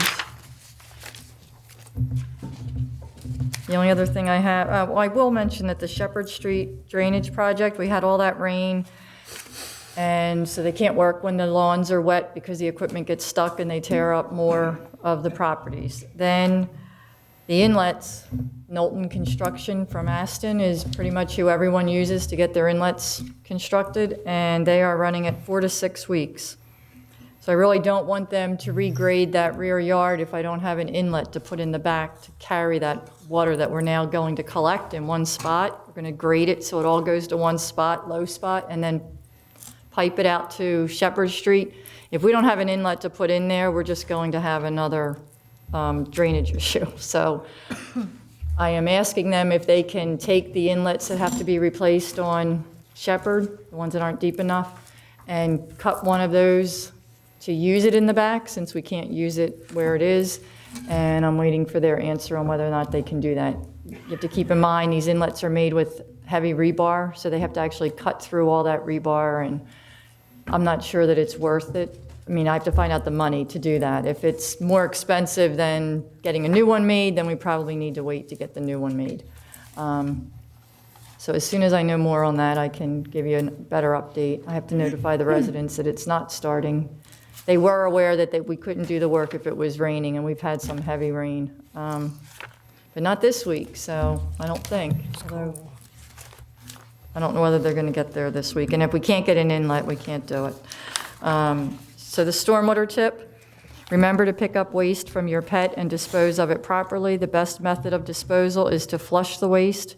Leaving pet waste on the ground increases public health risks by allowing harmful bacteria and nutrients to wash into the storm drain and then eventually into local water bodies. And I did briefly look at the Penn bid while I was sitting here, and there aren't that many Delaware County municipalities using Penn bid.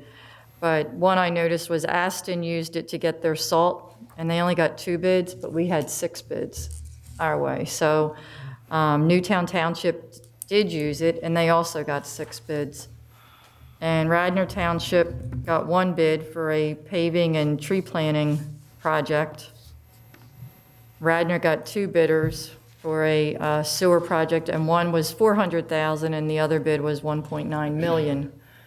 So it's really essentially 1 bidder because the other one was so far out. So I'm going to keep looking. I only got to sheet 3 out of the 5, but it seems like a lot of them are in, I don't even know how to say it, is it Dauphin County?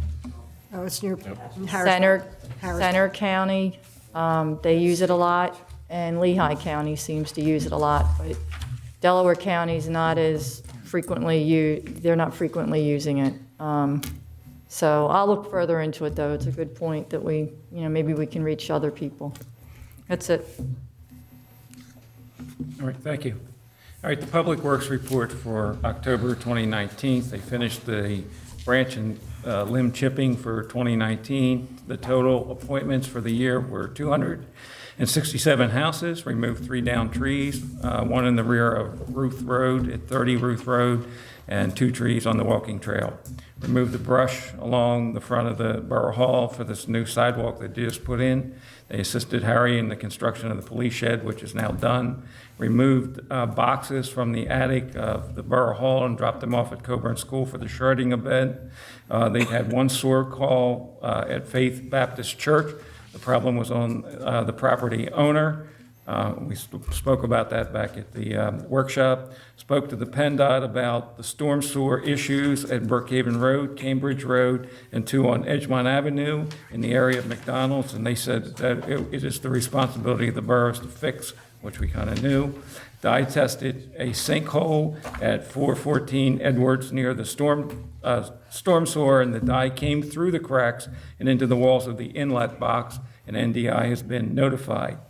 Had to shut down 1 lane of traffic on Edgemont Avenue until the contractor arrived to address the storm issue. That's the emergency in front of Bateman's that we were just talking about. Continuing with the sanitary sewer and storm sewer cleaning. Televised a sewer line in the rear of Faith Baptist Church after cleaning it, and found that the roof drains from the business was damaging the line, and NDI and our borough inspectors have been notified of that problem. Replaced the frame and the cover on the manhole at Brookhaven Road near the sewer plant. It was damaged by the company that contracted to trim the grass back on the state roads. Roof was replaced on Building 1 and Roof 2 at the sewer treatment plant. It was raining on the computer, so we got the roof fixed. The sewer plant had a high water usage bill last month, so we kind of scouted around and we found 2 issues that we addressed. The yard hydrant between Building 1 and 2 and the hose bib that was at the rear of the garage were both leaking, and that now has been repaired. Continuing to fill the potholes as we go. Coburn Boulevard and Edgemont Avenue, that was fixed by the contractor that the fire chief brought to our attention, and the potholes at Washington, and by the way, thank you, Chief, for following that up. And the potholes at Washington and Schoolhouse, Lister and Chandler were also paved. Checked on a sinkhole at 4605 Chandler, and the issue was a depression from a tree stump. Still delivering the recycling bins once requested through the office. The fall cleanup at the traffic islands is now done. Preparing the equipment for the 2019 leaf collection. That starts on November the 18th, and provided 4 traffic barricades for the trunk or treat event that was held at Coburn School. All right, so I got a couple things I need to go over. We talked about the 2 street lights on Coburn Boulevard, and I told you they would be $573 for 1 light. It's an 8-inch arm with a 51 watt LED Cobra head bulb, and the reason I'm going to bring this to a vote, the combination of the 2 lights or 1146, so 1,146. But once you put it in, you got it forever, you got to maintain it and all that. So we talked about this to kind of light up Coburn Boulevard a little better. What's your pleasure? They are the two remaining streetlights without a, street Yeah, poles they're without about the a only light. two poles down there that don't have one. I'll make a motion. I'll second I'll second. All right, are there any questions? All in favor? Aye. Opposed? Okay, the motion is carried. Okay, the lids for the trash cans, we've been sort of getting them at 30 at a time as people are requesting them. We currently have 29 people signed up for them. We got thrown a curve this week. What we found out is they should have been charging us a freight charge on the first two loads that we got. And the freight charge was $144.20. We also found that they have increased the what the lids cost now. It's $4.21 per lid. Here's the question that I asked the council, and the only person that got back to me was Donna. So I'm going to ask you tonight. Do you want to absorb on this particular group of lids? Do you want to absorb this freight charge cost, or do you want to pass it on? I would absorb it since we already notified the public that we're going to charge them Okay. X Is amount. that pretty much the consensus? It's not I a think portion. whatever the last price is that you charged is where you should stay. Okay, well, after that, if you get more, you can't just keep eating this cost. Well, You know, we need to tell people that there's right, going to be a moving new, forward. Yeah, a new cost moving forward. Okay, Are we purchasing 30 of them? yeah, 30. We sort of been getting 30 at a time because the requests have been sort of drifting in one at a time. So then when we get close to 30, that's when I've come back to you guys and said, you want to order another 30. Okay. So, We have 31 asked for. okay, well, and that's new to me because the last number I had was 29. We So- had it today. So, okay, so now we have more than what we're going to get. So we got one person that's not going to get one until you Do we have to buy another multiple, load. do we have to buy the multiples of 30 or no? You can, if you want to do 60, you can do that. Okay. So far, the council has not wanted to go in that All direction, right. so you tell me. Okay, but we can't buy 31. So, No, they'll some that's what I was 30. checking, yeah, I was just checking. And, you're going to get a better price at 30 than if you try to buy one. Right. Right. Yeah. So, Why don't You want me to do why don't 60? you just buy the 60? Because all right. for the last couple of months, it's been coming in Yeah, really well, yeah, steady. they're coming in, sort of drip and drip. Well, yeah, but in a month, we usually get between 12 and 30. I mean, because it seems to be one person tells their neighbor, and then the whole street comes in. Really? I mean, that's Okay, so we'll order 60, if that's what you guys want to do. And then we can make an evaluation. We may not need more than that. So are you going to eat this? Oh, Yeah, the freight yeah. cost should be the same, right? It should just be a drop That's- charge. Okay. Charge for six. Okay, The yeah. freight on that is for the 3 deliveries. They realized they didn't charge us. Yeah, I know. I understand. I know, we saw that. Okay, so now, I said that the new shed was repaired, and then Harry's shed is up, and what he's proposing is to buy gutters for them so that we don't ruin the wood with all the rain that we've been getting. So he got a price, and the price is $850. It's 5K style, seamless gutters. They're brown, if you care. Is it okay? And Rigby is the one that gave us the price. So it's $850 to do both sheds. Does he want a leather sofa for it while he's at it? Well, you don't have to tell me you don't want it. I don't care. That's I'll make the the request. motion. He said that one of the problems with the other shed is that the water ruined the wood, so I know. this direction. Can Harry do the gutters himself? Yeah. Oh, he And it does all the costs that work much himself. for that little shed? Well, you know what? It's 2 of them, isn't Hold it? Is that a on, hold on. It's 2. Hold on. I thought it was 2 sheds. Yes, for both sheds. It's Oh, for- I see. Yeah, It's for for the both police sheds. and for Yeah, Harry. It's to install, so they're going to do the installation. Yeah, they are. So he'll be there. Yes, no, maybe? You don't care? Well, I understand the need on the police shed because you could see the damage that was done, but Yeah. Okay. I guess the other one will just follow suit. I assume. I don't want to assume, but Yeah. All right. Seems like a tough decision, doesn't it? Well, because it started with an $1,800 ATV, so then you needed a bigger shed because of the ATV. Now what do you need? Now you're going to need a bigger ATV, then a bigger shed after that, and it's spiraling, so whatever. That's fine. It's fine with me. We just Okay. need to Sort of. back up a little bit. Are we going to absorb the, You're on the last item? I think we need a motion on that lids. Okay, well, so, all right, so I'll take we a, said that. all right, let's Sorry, go wait. back to the lids, and I'll take a motion. I to made, Purchase the 60. I thought I made the motion. Okay, maybe. That was when we were at 30, I thought I think. So did. it's- if we're upping it to 60, I think you start. Yeah, over. 60 is fine. 60. I'll second. Oh, All right, all in favor? Aye. Opposed? All right. Shouldn't be this hard. Okay, so it's okay to do the gutters on the, why don't we just do a motion? Install, right? Harry's going to install them. No, No, this is install. That's part of the installation cost. Okay. Save a lot of money if Harry would install them, but That's what I was thinking too. relatively easy. But I'll make the motion that we, Or why don't we check the with gutters. Harry? Yeah, let's check with Harry. I mean, he does everything else, seems like. Harry, Can you you give me like a tentative so that we don't have to come back again in another month? Sure. Okay, if he can't do it, then we'll have them do it. If he can do it, we'll save a few dollars. Right. Sure. So can we do that? Yep. All right, good. So I have a motion, do I have a second? Second. Any questions on that now? All in favor? Aye. Opposed? Okay. All right, we put a letter together. As you know, I told you that Swiftwater Lane is, the 3500 block is in really bad shape. We suspect that when our guys went in and looked at the sanitary sewer over there, they were pulling chunks of cement out of it.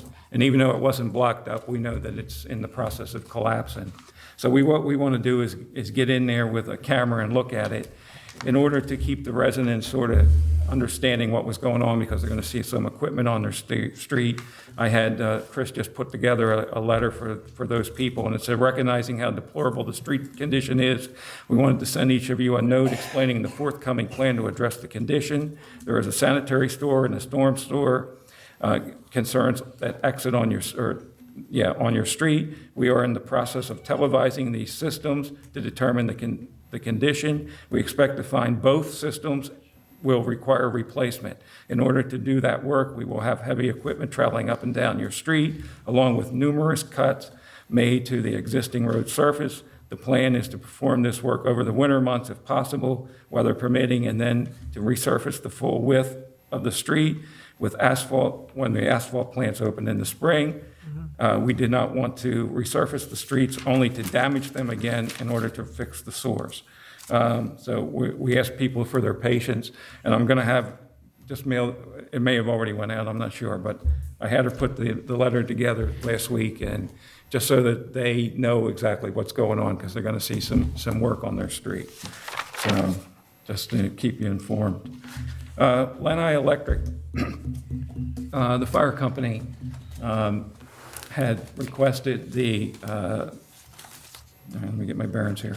They had asked for a shorter count on the downtime from Edgemont and Cambridge Road so that they could get all their equipment through, and apparently they're getting shut off before they can get through the light. When the request from the fire chief was to contact PennDOT and let them know. So I called Lanai to find out who I should send this letter to. I already did that. Huh? I did that already. I Okay, said well, that I didn't know last that time. I didn't know that you did that. So what I did was when I called him, he said that you're going to have a meeting That's right. on the street, and he said that that's the best time to make the request. That's right. When we have that meeting, I'm going to ask the fire chief to be there so that he can give his input. However, he told me that he's waiting on a price or something. Can you clear that up for me? Yes, because I didn't know this, but the last two cameras that were put in, I guess, for not the cameras, the left turn signals, the loops on Cambridge and Coburn were still there. And the loop wasn't working because there's a pothole there. So I asked him to get a price to put cameras. They're the last two locations for cameras. So I'm waiting for his price for the cameras. Okay. What I don't want is a lot of time to go by. So if you don't get a price, can we push them a little bit? Oh, yeah, I mean, he told me that he was on vacation again. He just got back last week, and he said he would get the price. And then. But I did notify PennDOT, the guy that makes that decision for the timing, I did send him an email explaining the 2 issues that we had, and so that in case Charlie did forget to ask him, that gets addressed during the inspection. Okay. Chief, we'll let you know. Just that, if you come up from down on Shepherd Street this way, 2 cars get through, that light is terrible right now. Okay. It's not tripping it, I don't know, it's not finding anything. Well, the loop is bad. Yeah, so sometimes you're sitting there. So that's why I think the camera would be better, because those loops are just so close to the surface, and they get destroyed so easily. So I think the camera is the better way to go. Only 2 cars get through on the turn there. Great, thank you. I'm not trying to steal anybody's thunder. I don't know if this was on anybody's report, but I happened to run into the project manager that was rebuilding the section of Hilltop that got burned out on Saturday. And he told me that mostly everybody was back in. He said, I think there's like another family. And he said he had a checklist that he had to go through, and he hoped to clean that up sometime in the 30 days. When I saw him a couple months ago, he told me that he was hoping to get everybody back into their houses by Thanksgiving. So, there's a lot of dates that the date kept moving, but that was the last date that he put out there. So it looks like that they're really close. So when I was up there on Sunday, I just went and knocked on a couple doors, and on behalf of the whole council and the mayor, just said, hey guys, welcome back to your home. And spent a few minutes with them, and they seem to appreciate that. So, but, it was a good job by everybody. So, by the inspectors, did a fantastic job working with everybody and the engineers and all. So thank you for that.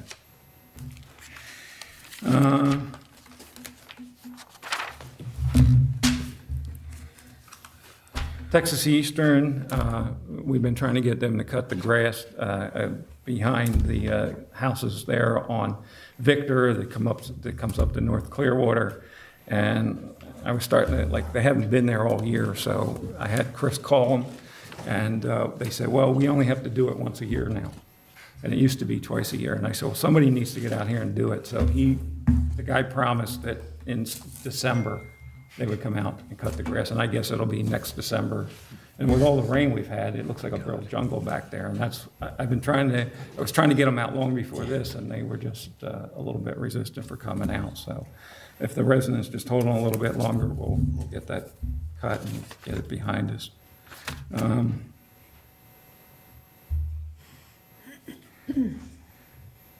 Oh yeah, we did have an executive session right before this meeting, just to make it part of the record. And the parade, Saturday, November 23rd, the holiday parade kicks off at 2 p.m. and there's still time to get in on that if you know anybody that belongs to a band or has a float or has any kind of an act that has to do with Thanksgiving or Christmas theme, they need to contact us within the next few weeks so that we can set that up. And we've been busy. We've been meeting pretty regular now as the parade is getting closer. The route is going to be the same. It's going to leave Our Lady of Charity parking lot to Victor Avenue, go right on Trimble down to Mount Vernon where they make a left, go to Chandler Drive, and then make a right down to Coburn, and then the grandstand is in front of the elementary school. And so, you can see Linda or myself or any one of the committee members if you want to help out. Our dates, we're going to meet on November the 7th at 5:30 p.m., November the 13th at 7:30 p.m., November the 20th at 7:30 p.m., and then parade day is November 23rd, and that parade kicks off at 2 p.m. And we're all excited about that. We're looking forward to it, and we hope you are too. So with that,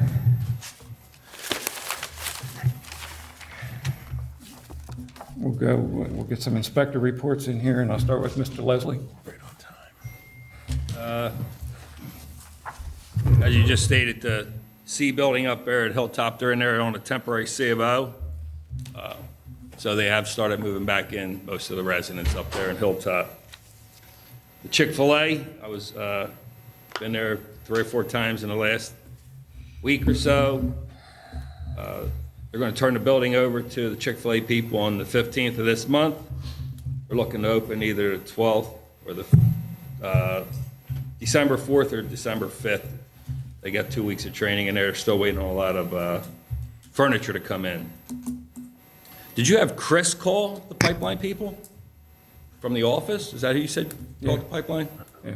Well, next time call me and I handle all the pipelines in the borough. Okay. I have them on speed dial. I talk to Mike Walsh probably once or twice a month. So if I make the call tomorrow, they'll probably be here by the end of the week cutting. Okay? Coburn Boulevard. Otis is up there replacing the pipe. There's a brook that runs through there all the way in the back. It's a Sunoco pipeline. It's all washed out. It's exposed. They already put the bend in the pipe. They're gonna dig it deeper, so it'll be under that little brook that runs back through there. You never been back there? Charles, what are they gonna do with the ball field? I'm just assuming they're tearing it up pretty good up there. What ball Is this Coburn? Coburn? Correct, Coburn Boulevard. Yeah, the Coburn, the softball field's at Coburn. Yeah. They're working. They're not even on the property. Right. They're Oh, all right. right away. Okay, well, they look like they're set up right on No, the they're ball not. field. They're They're not? No, they're behind the backstop. Are they? Yeah. That was They it. have mats down and everything. Okay, good. It's their property. No, I know, yeah. The washout back there, it's washed out pretty good. The pipe's exposed. They're gonna put it another 6 foot deeper. The pipe, Okay, yeah, no, they'll be out no. of here by Friday. From the street, it looks like they're sitting right on the does. pitcher's And there's stakes rubber. and- It does. I walked all the way up. That's They're all. not, they're not, they're Okay, I behind the haven't made it backstop. there yet. Oh, good, all right, good. Yeah. I was just a little concerned about what would be left, but It's good. about 10 foot. They're gonna go down about 16 foot and put that pipe deeper because that All washout right, back great. there from the borough. Thanks. Again, I got a hold of Ivana. She's the Sunoco PR person, and Molly down there in Texas. I told them they should have reached out to the residents if they were coming in, being in the backyard there on Mount Vernon. They apologized. It won't happen again. Is that where they're doing the hydraulic test, or what are they doing back there? What's this? What is it that they're doing? They're lowering the pipe. There's a brook that runs back through there. It's about 10 foot deep. Oh, I see. They're gonna go down another 6 feet below that brook so it doesn't wash out like it is. Right now, it's exposed. It's been exposed. They're doing general maintenance is what they're doing. Okay. There's nothing leaking or anything like that. They're doing general maintenance to their pipeline. The same thing they're doing over on East Brookhaven Road. Okay, that's general maintenance on their pipeline.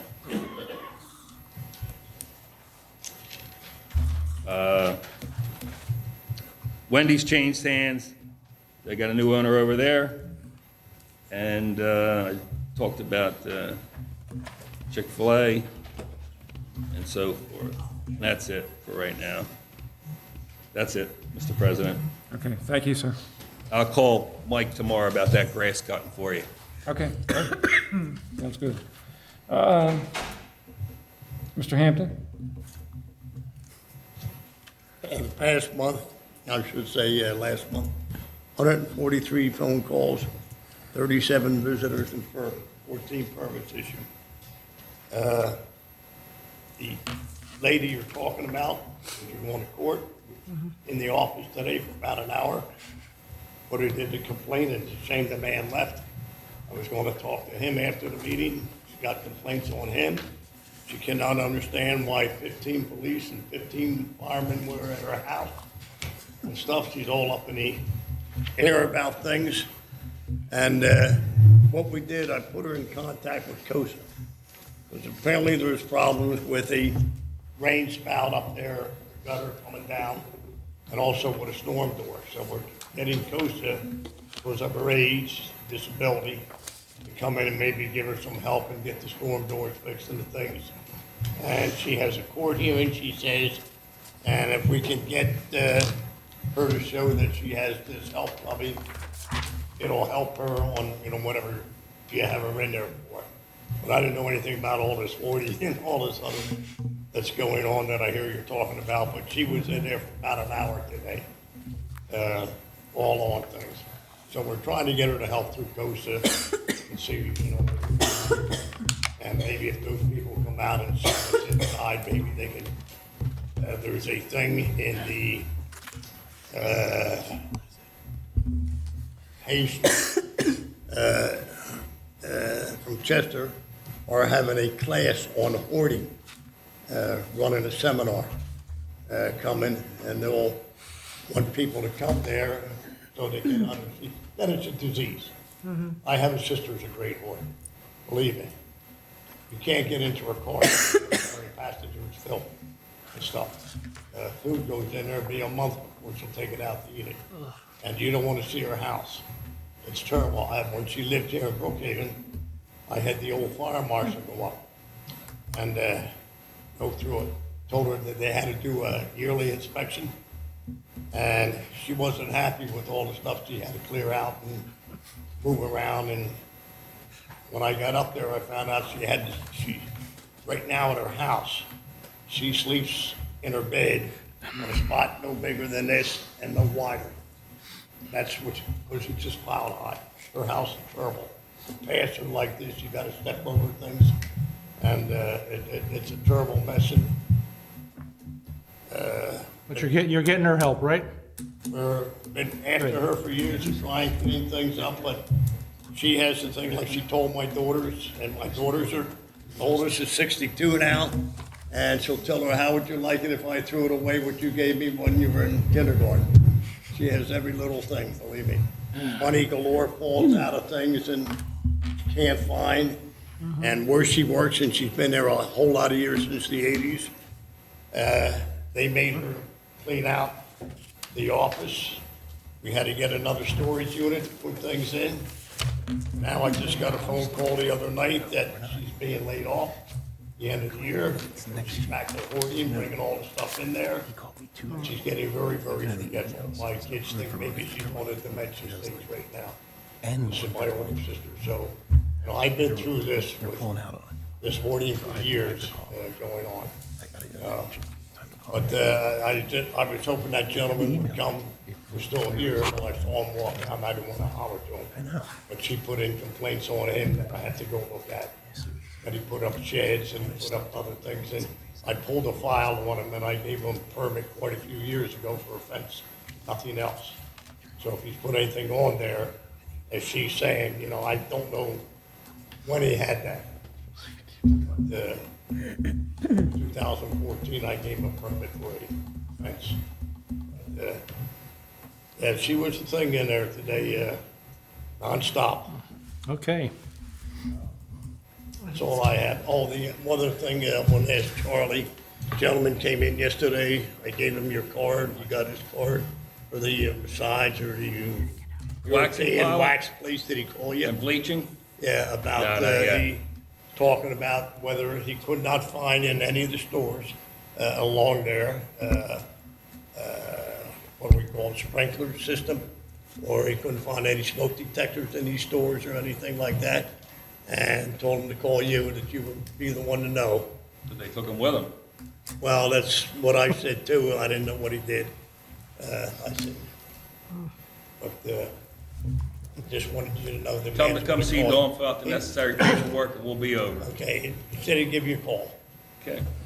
That's all I have. Harold, any update on the Wawa? Oh, yes, you want that. The holdup now is Catania's office. I talked to Mr. Patel the other day. I told you PennDOT's already finally gave him approval. He came in and he got his demolition permits, and that's all been signed for. And when I asked him, I said, when are you going to start? He said, Mr. Catania, he wants the architectural engineer drawings, what's going to happen to that and how it's going to take place before he'll let him start doing it. Okay, So that good. should only be maybe this week or something. He was supposed to get the drawings and everything to him from his architect. Because, you know, he's going to take the roof off and change that, and it's taking 14 feet off the building to do the drive-through. And I have to get a hold of the people being brought that up. They got a big sign out there, I think somebody asked me about the rent. That's not permissible, it's not the sign that they're allowed. Done all the measurements, they got to come in about 2 more feet. They have to be 15 feet off the curb. And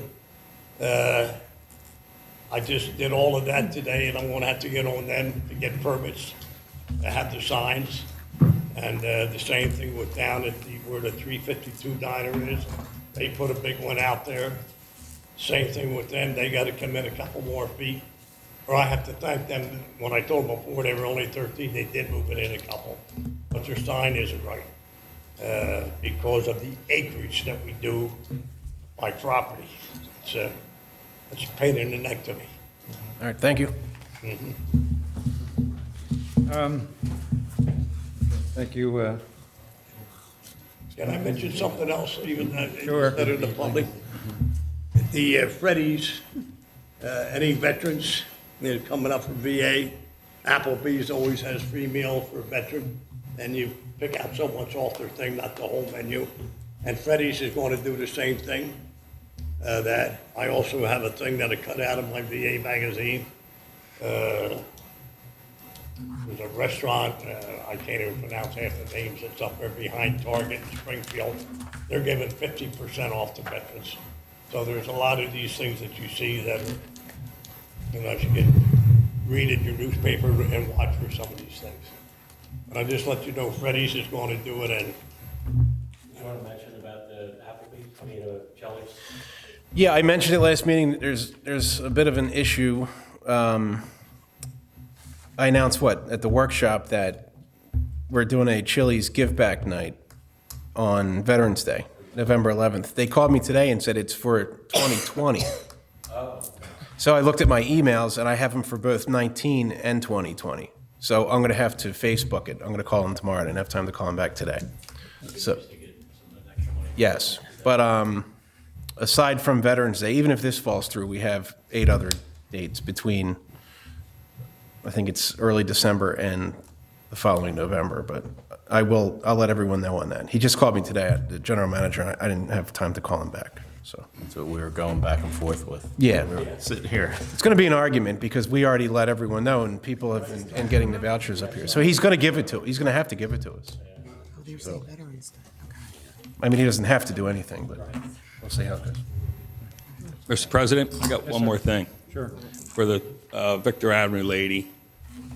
I looked in my book a while back when this was all going with the prior health inspector. There's nothing in the book that I follow. I also gave it to the prior solicitor, Mike Madron. He couldn't find nothing in my book where they could go in, I could go in and actually evict somebody for hoarding, just so everybody's aware of that. There's nothing in the fire code saying that. Right. And I remember talking to Janice about all the money that was spent on that lady's house for attorney fees, and they wanted me to go in and pull that lady out, and I said, where are you going to put her? If the borough's going to evict her, they got to put her up somewhere, so I wanted have the solicitor do his homework. one thing she asked me today was using her cellar for an apartment, having her granddaughter move in with her. Her granddaughter seems to come over and does things for her and helps out a little bit. Now she wants to do it. Actually, what she said for the apartment down the cellar was for the in-laws. That's what she was talking about. I said, well, you're not, it's a single-family dwelling, you can't do that. I said, you'd have to have egress windows and everything, you know, and all the things I went through with her. But like I said, she was there for an hour with us. And just to clarify, because that's a good point, I think we sort of shifted somehow from talking about Victor Avenue to Mr. Hampton's sister. But I'm not concerned at all with the interior of the property. We're not doing anything based on the interior conditions. This is based on the rubbish and discarded items in the yard. And it's the same as 123 East Brookhaven Road. Everything we submitted to the court was based strictly on the exterior of the property. I have no idea what it looks like in there. I'm just worried about the exterior. So it'll be the same with this, but good point. Thank you. Just letting you know. Yep, I agree. Great, thanks. Chief, you have anything on public safety? No, we're good. Okay, we're good. Mr. Grant, you have anything for us? No, I don't have anything. Great, thank you. I just wanted to come back to one thing. I just thought it was worth mentioning. This is a letter that came to Dawn Jones, and it's from the Department of Labor and Industry, and they approved the application for certification renewal of the Workplace Safety Committee. And what that does for us is it gives us a 5% discount on the workers' compensation premium discount. So I wanted to kind of pass that along as part of the record. That helps. Okay. I'm sorry, say it again? Oh, no, I said it's 30 minutes budget on the now. Yeah, okay. Should I take public discussion before that, Janice, or should? If you like. Janice, you want public discussion first or the budget? You can have public discussion first. In case anyone has to leave. Okay, does anybody want to address this if you have to go? We are gonna go into the budget details now. Okay, I hear nothing. Janice, you have the floor. Janice, before you talk about the budget real quick, the e-collect, I would request that the borough gets quarterly updates from them, just so we know how much they're bringing in for us.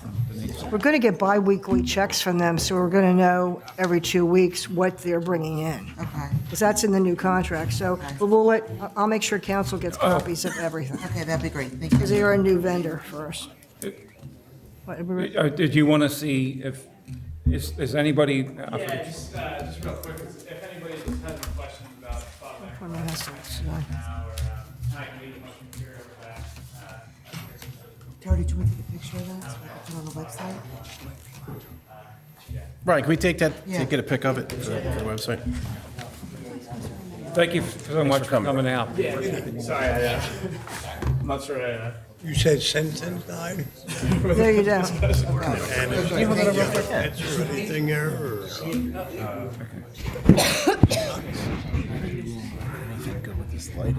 You're gonna move your Yeah. Well, you know, when she called me in December, I couldn't go down and get her medicine, and I said, you have to.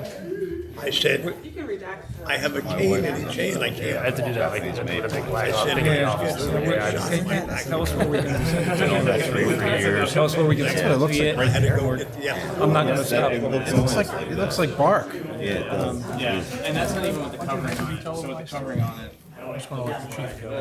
I don't know. really like a swatch. Oh, jeez. Yeah, that matches the tree of heaven. It's bark on it. And that's the tree, they like the tree of heaven. So this eggman should be laid by now? Yeah. Right. I just we're gonna cut down 4 trees. That's what he just said. That's what he just And I told told us. him to leave the wood in my yard. Now I'm gonna burn it. Great. Thank you so much. Light it on fire. Appreciate it, though. Thanks a lot. Nice to meet you, too. The face on the voice I talked to. Well, I mean, he doesn't have, I mean, he's not a heavy, he's not an equipment, heavy equipment maintenance guy. Absolutely. He doesn't Thank have you. a well, he doesn't, and, Thank you. Appreciate it. but Drive safe. this guy came in with all of those things, which is why we're paying him the more money. And they're all things I can use.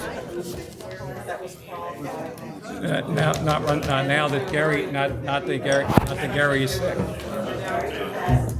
Not that with Gary sick, this guy doesn't have to learn. He can come in with the skill. Basically, once we teach him where the streets are, he's pretty much ready to go.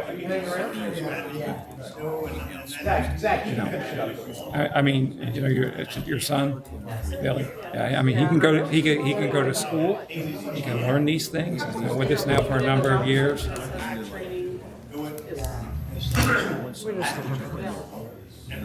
And we're willing to do that, but he has to be willing to step up and take the training.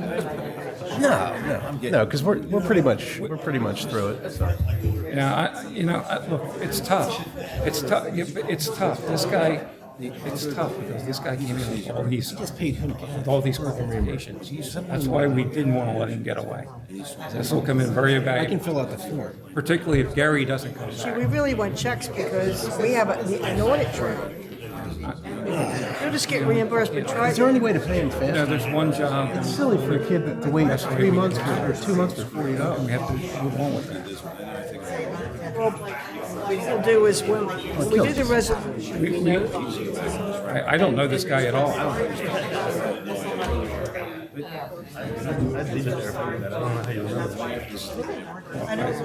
don't know. I actually don't know what you're talking about. Going back in to get my job. Set it on a row chair or something. All right, well, This is revenue. Yeah, it's just revenue. thank you for your.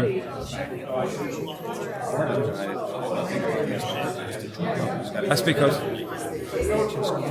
Yes, and I've done everything I can to keep him working.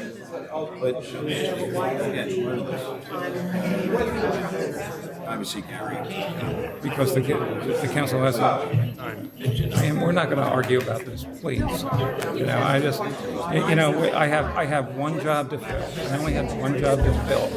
And I took applications, and this guy. It is now. Again, I'm learning this. You know, you figured it out, right? Efficiency says you got to get another. And we probably should teach us how to handle that damn part. You don't like the time. He doesn't know about looking at instruction. And I better.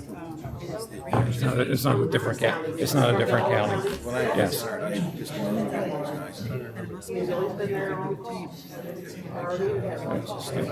And I give him credit for that. All the young guys.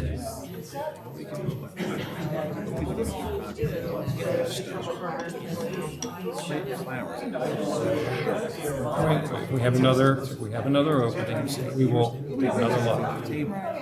This opening has been filled. I'm in. This guy has 90 days to prove to us that he's the guy we think that he is.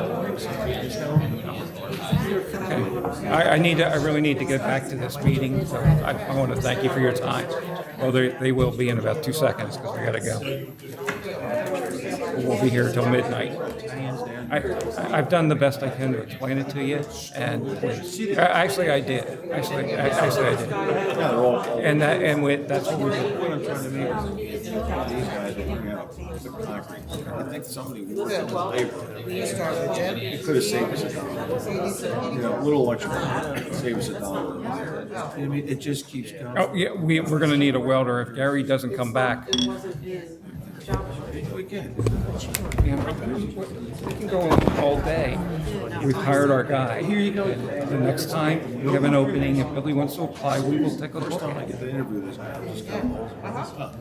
I read it, I just kind of. I never got it. It's not going to need a Class A driver's license.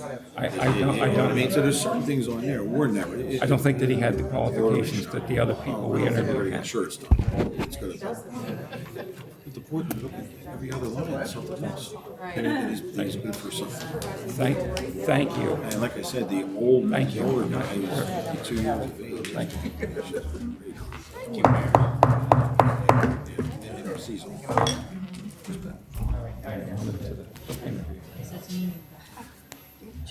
Okay, Janice? Okay. Are you ready? Yeah, 2020 budget, as I said before, at the workshop, any corrections to this document will be really final, because we'll have to advertise it at that point. 12/2 to 12/13 is the 10-day inspection period. Opening balance, $750,000. Income for local taxes, $4,199. Can somebody close that door? Yeah. Hector, could you close that door, please? Thank you. $4,199,219. Licenses and permits, $238,800. Fines and forfeits, $55,000, and interest and rents, $70,378. Intergovernmental revenues, $223,910. Departmental earnings, $285,700. And we have reimbursements and contributions, $48,925. Miscellaneous is $1,000, and $110,000 for the Mariner East grant, which we haven't collected yet, for a total of the general fund revenue, $5,991,932. Janice, can I ask you real quick? Sure. What is part of this miscellaneous for actual 2019? It's 16,000, so what?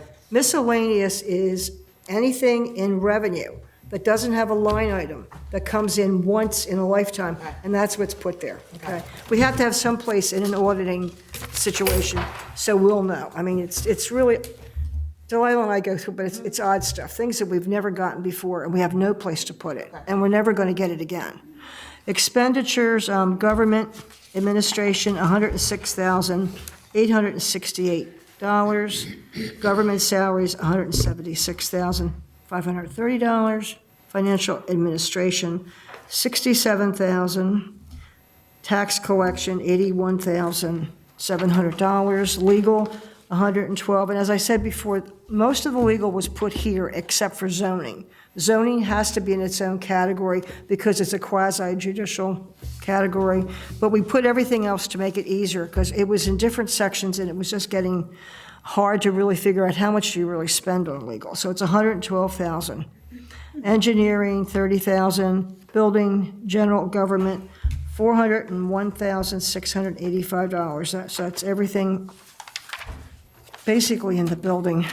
Police total is $1,642,400. Now, as I said, I think I mentioned it last time, we did put in the new police car for next year. So they'll have to decide.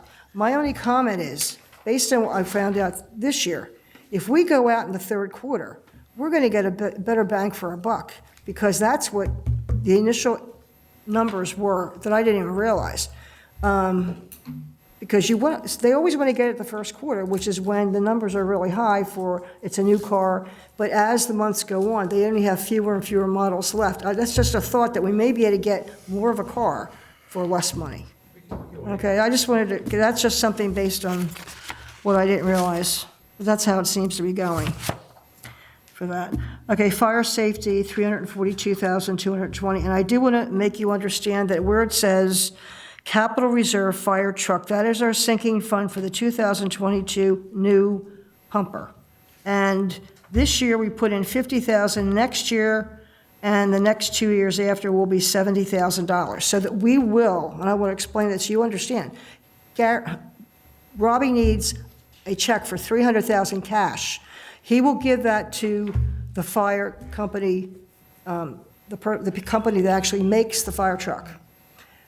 That allows him to take the fire truck off the premises. And then we have loans, Kansas State Bank and 2 from Pennsylvania, 2 government 2% loans. So that's how we're going to fund it. And we figure it's going to come in about $600,000 because Robbie and I and John and I have talked about this, and we think they know exactly what they want, and we're going to try to keep it within the $600,000 range. That's why you have to really pay half in order not to get hit with these loans that really, the interest can get you. Depends on how much it is the year you get it. Existing truck, the one that this new truck's gonna replace, typically, how much would you get for that? I mean, is it? It depends what the condition is. They'll sell it, and then they'll use it probably to pay their loans, some of their loans, and that's usually what happens. And a lot, they usually get equipment and stuff with. Oh, yeah, they do. Yeah, they do. I forget how much they sold the last one for. Yeah. I thought it was like, Somebody upstate. yeah, but that one I think was in worse shape. I do think it was worse shape. That's why they didn't get as much. But this one, they may get more. I hope they get more. Okay, so that's what, public safety, $29,500, and then we went into the next category, which is code enforcement, $101,700. Zoning, which is by itself $18,500. Health and welfare, $13,000. Public Works, $1,106,526. Now, that's a lot of stuff. That's where your work's going to be done for stormwater management and street paving. And just to remind you, a year ago in the winter newsletter, I did write an article, and I try to be very clear to people. I try to make them understand. We can't spend good money after bad. We just can't, because we have to be able to televise all the lines.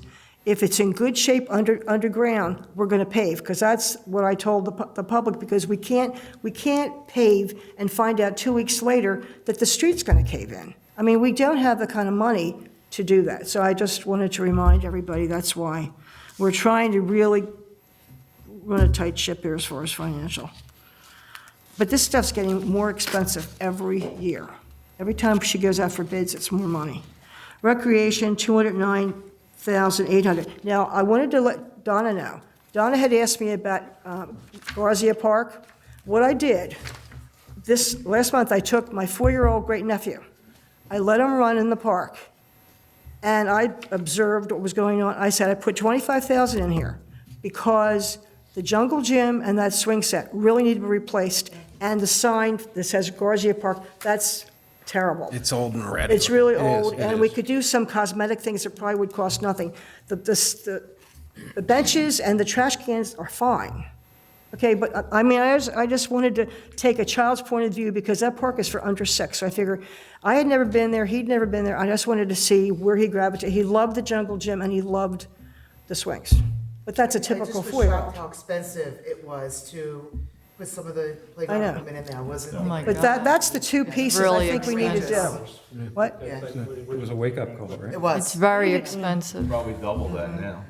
But if we can try to get those two things this coming year and then something else the next year, because that's the easiest, because that's one of the older parks, and it's used. Every time I drive by, there's mothers there with kids. So I was glad Donna told me, because I didn't realize the condition till I went. I mean, I walked by it, but I've never really gone in, but I wanted to take a child with me, so I could at least figure out what they really gravitate to.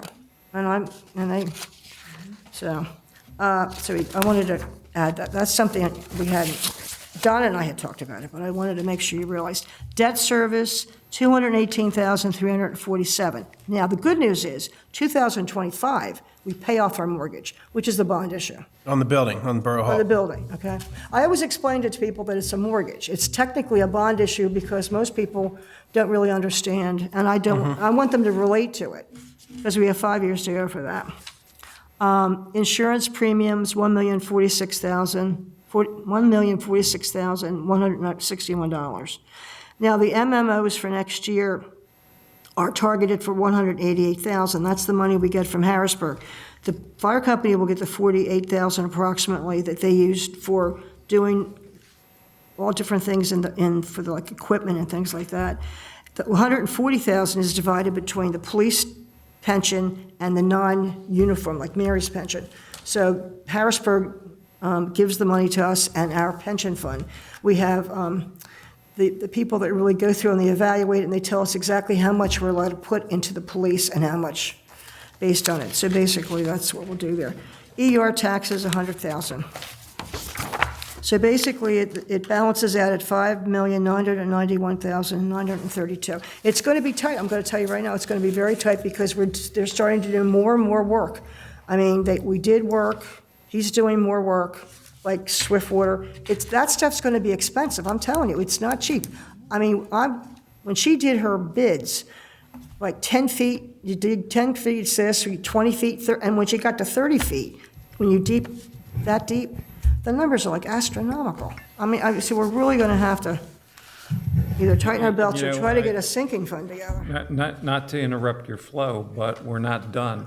No, I know. Because we know, No, I once we get off Swiftwater, if you get, Oh, I know. I said this before, when you get down Edgewater, you kind of get Yeah. this, so we know that there's. We'll be doing this for and I- 10 more years, at least 10, 20 years. And I didn't want to bite It's off gonna be a more than I concept. could chew, so I took, when I sent that letter out, I actually took a little section of Trimble that's in real bad shape. There's a few houses in there, and sent a letter to them. We want to check that out. And then on Patton Avenue, and it goes from the Swiftwater, well, actually, it starts at 11th Street. But Yep. particularly when you get into Swiftwater, and then when you get over into Edgewater, you start to see it torn up again. So, I'm just telling you, every time Oh, I know. every time we turn around, there's something else happening. Hey, I was here when Mount Vernon collapsed, and it's not pretty. And We don't want that. That literally collapsed from one end of the street That was to the other. awful. Okay, now we're into road fund. Now, road fund is subsidized by Harrisburg, so next year we're getting $218,140. And that'll give us about $383,340. And basically, we're going to be using that money for salt. And I really have a bad premonition about this winter. I think you're going to be really hit with a lot of snow and ice. No, I'm just telling you, that's what every year I try to keep tabs on everybody who talks about this. And this, just all over the county, everybody I talk to and all people, we're trying to put a little extra money in this year. $20,000 for that. This fund also pays for the street lighting, traffic lighting, maintenance, and the money for the light out here, that arrow light for Coburn and Cambridge, that was taken out of this. So that helped the general fund because the road fund did pay for all the additions for that light, those arrows, even the additional money that we had to spend, which leaves us with $147,670 for storm, water, and for repaving roads for next year out of this fund. So that's a total of $383,340. Now, trash. We did have trash bids. So the new fee next year is going to be $250 per household for trash. That includes trash and recycling, for whatever we're going to be able to do with that. Opening balance, 210. Your revenue coming in, $624,515, for a total of $834,515 for revenue coming in. And expenditures, it'll give us residential trash, including our capital reserve, $797,515. And recycling, $5,000, basically for supplies. Leaf collection, $30,000 in salaries and using the machinery, so it's $834,515. All right, now, sewer plant. Sewer plant revenue for next year will be $382,977.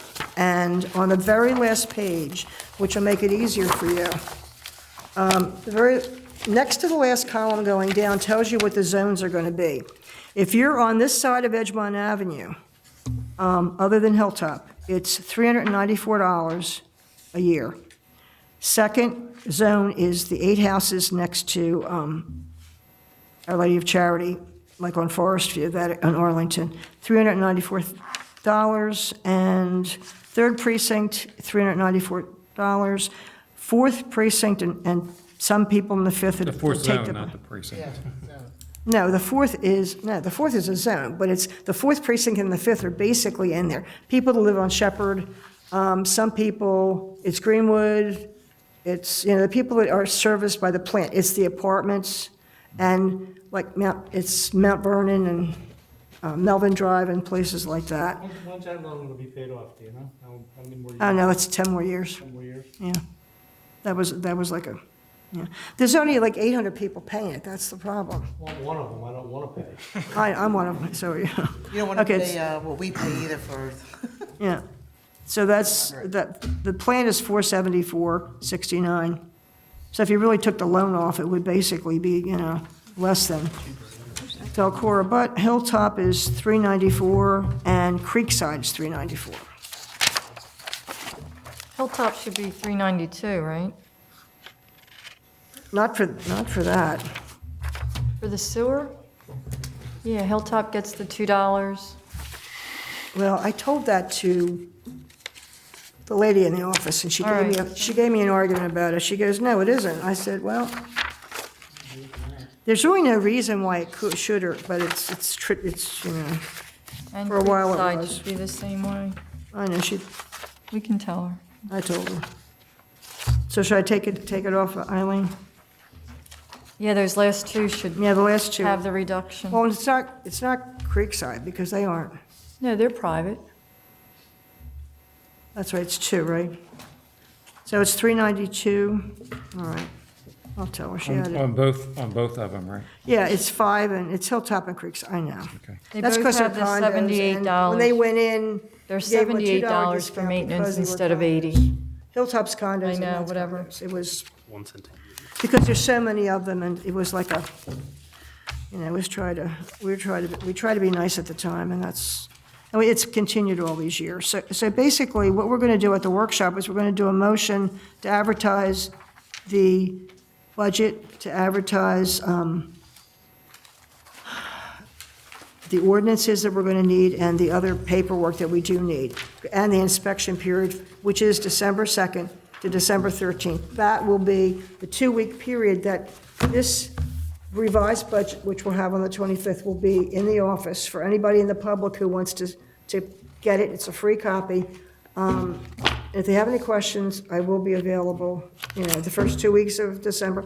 And starting next week, contact me, and I'll be able to make, appointments with anybody up here that wants to talk about this. I mean, I saw Donna last week, but anybody who has questions about the other funds, okay, we'll do that. Might be to just do it individually to get any questions that you have.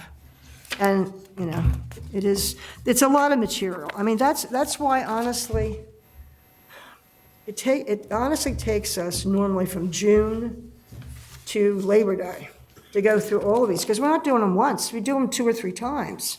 And we're always, you also have this middle is actuals. So you'll actually, we go through that, and she goes through and takes all the information, like, for September, everything, so we're up to date with what we spent through September and then October, and then we'll have this, you know, hopefully as close to the end of November as we can. Dennis, can I ask you a quick question on page 5?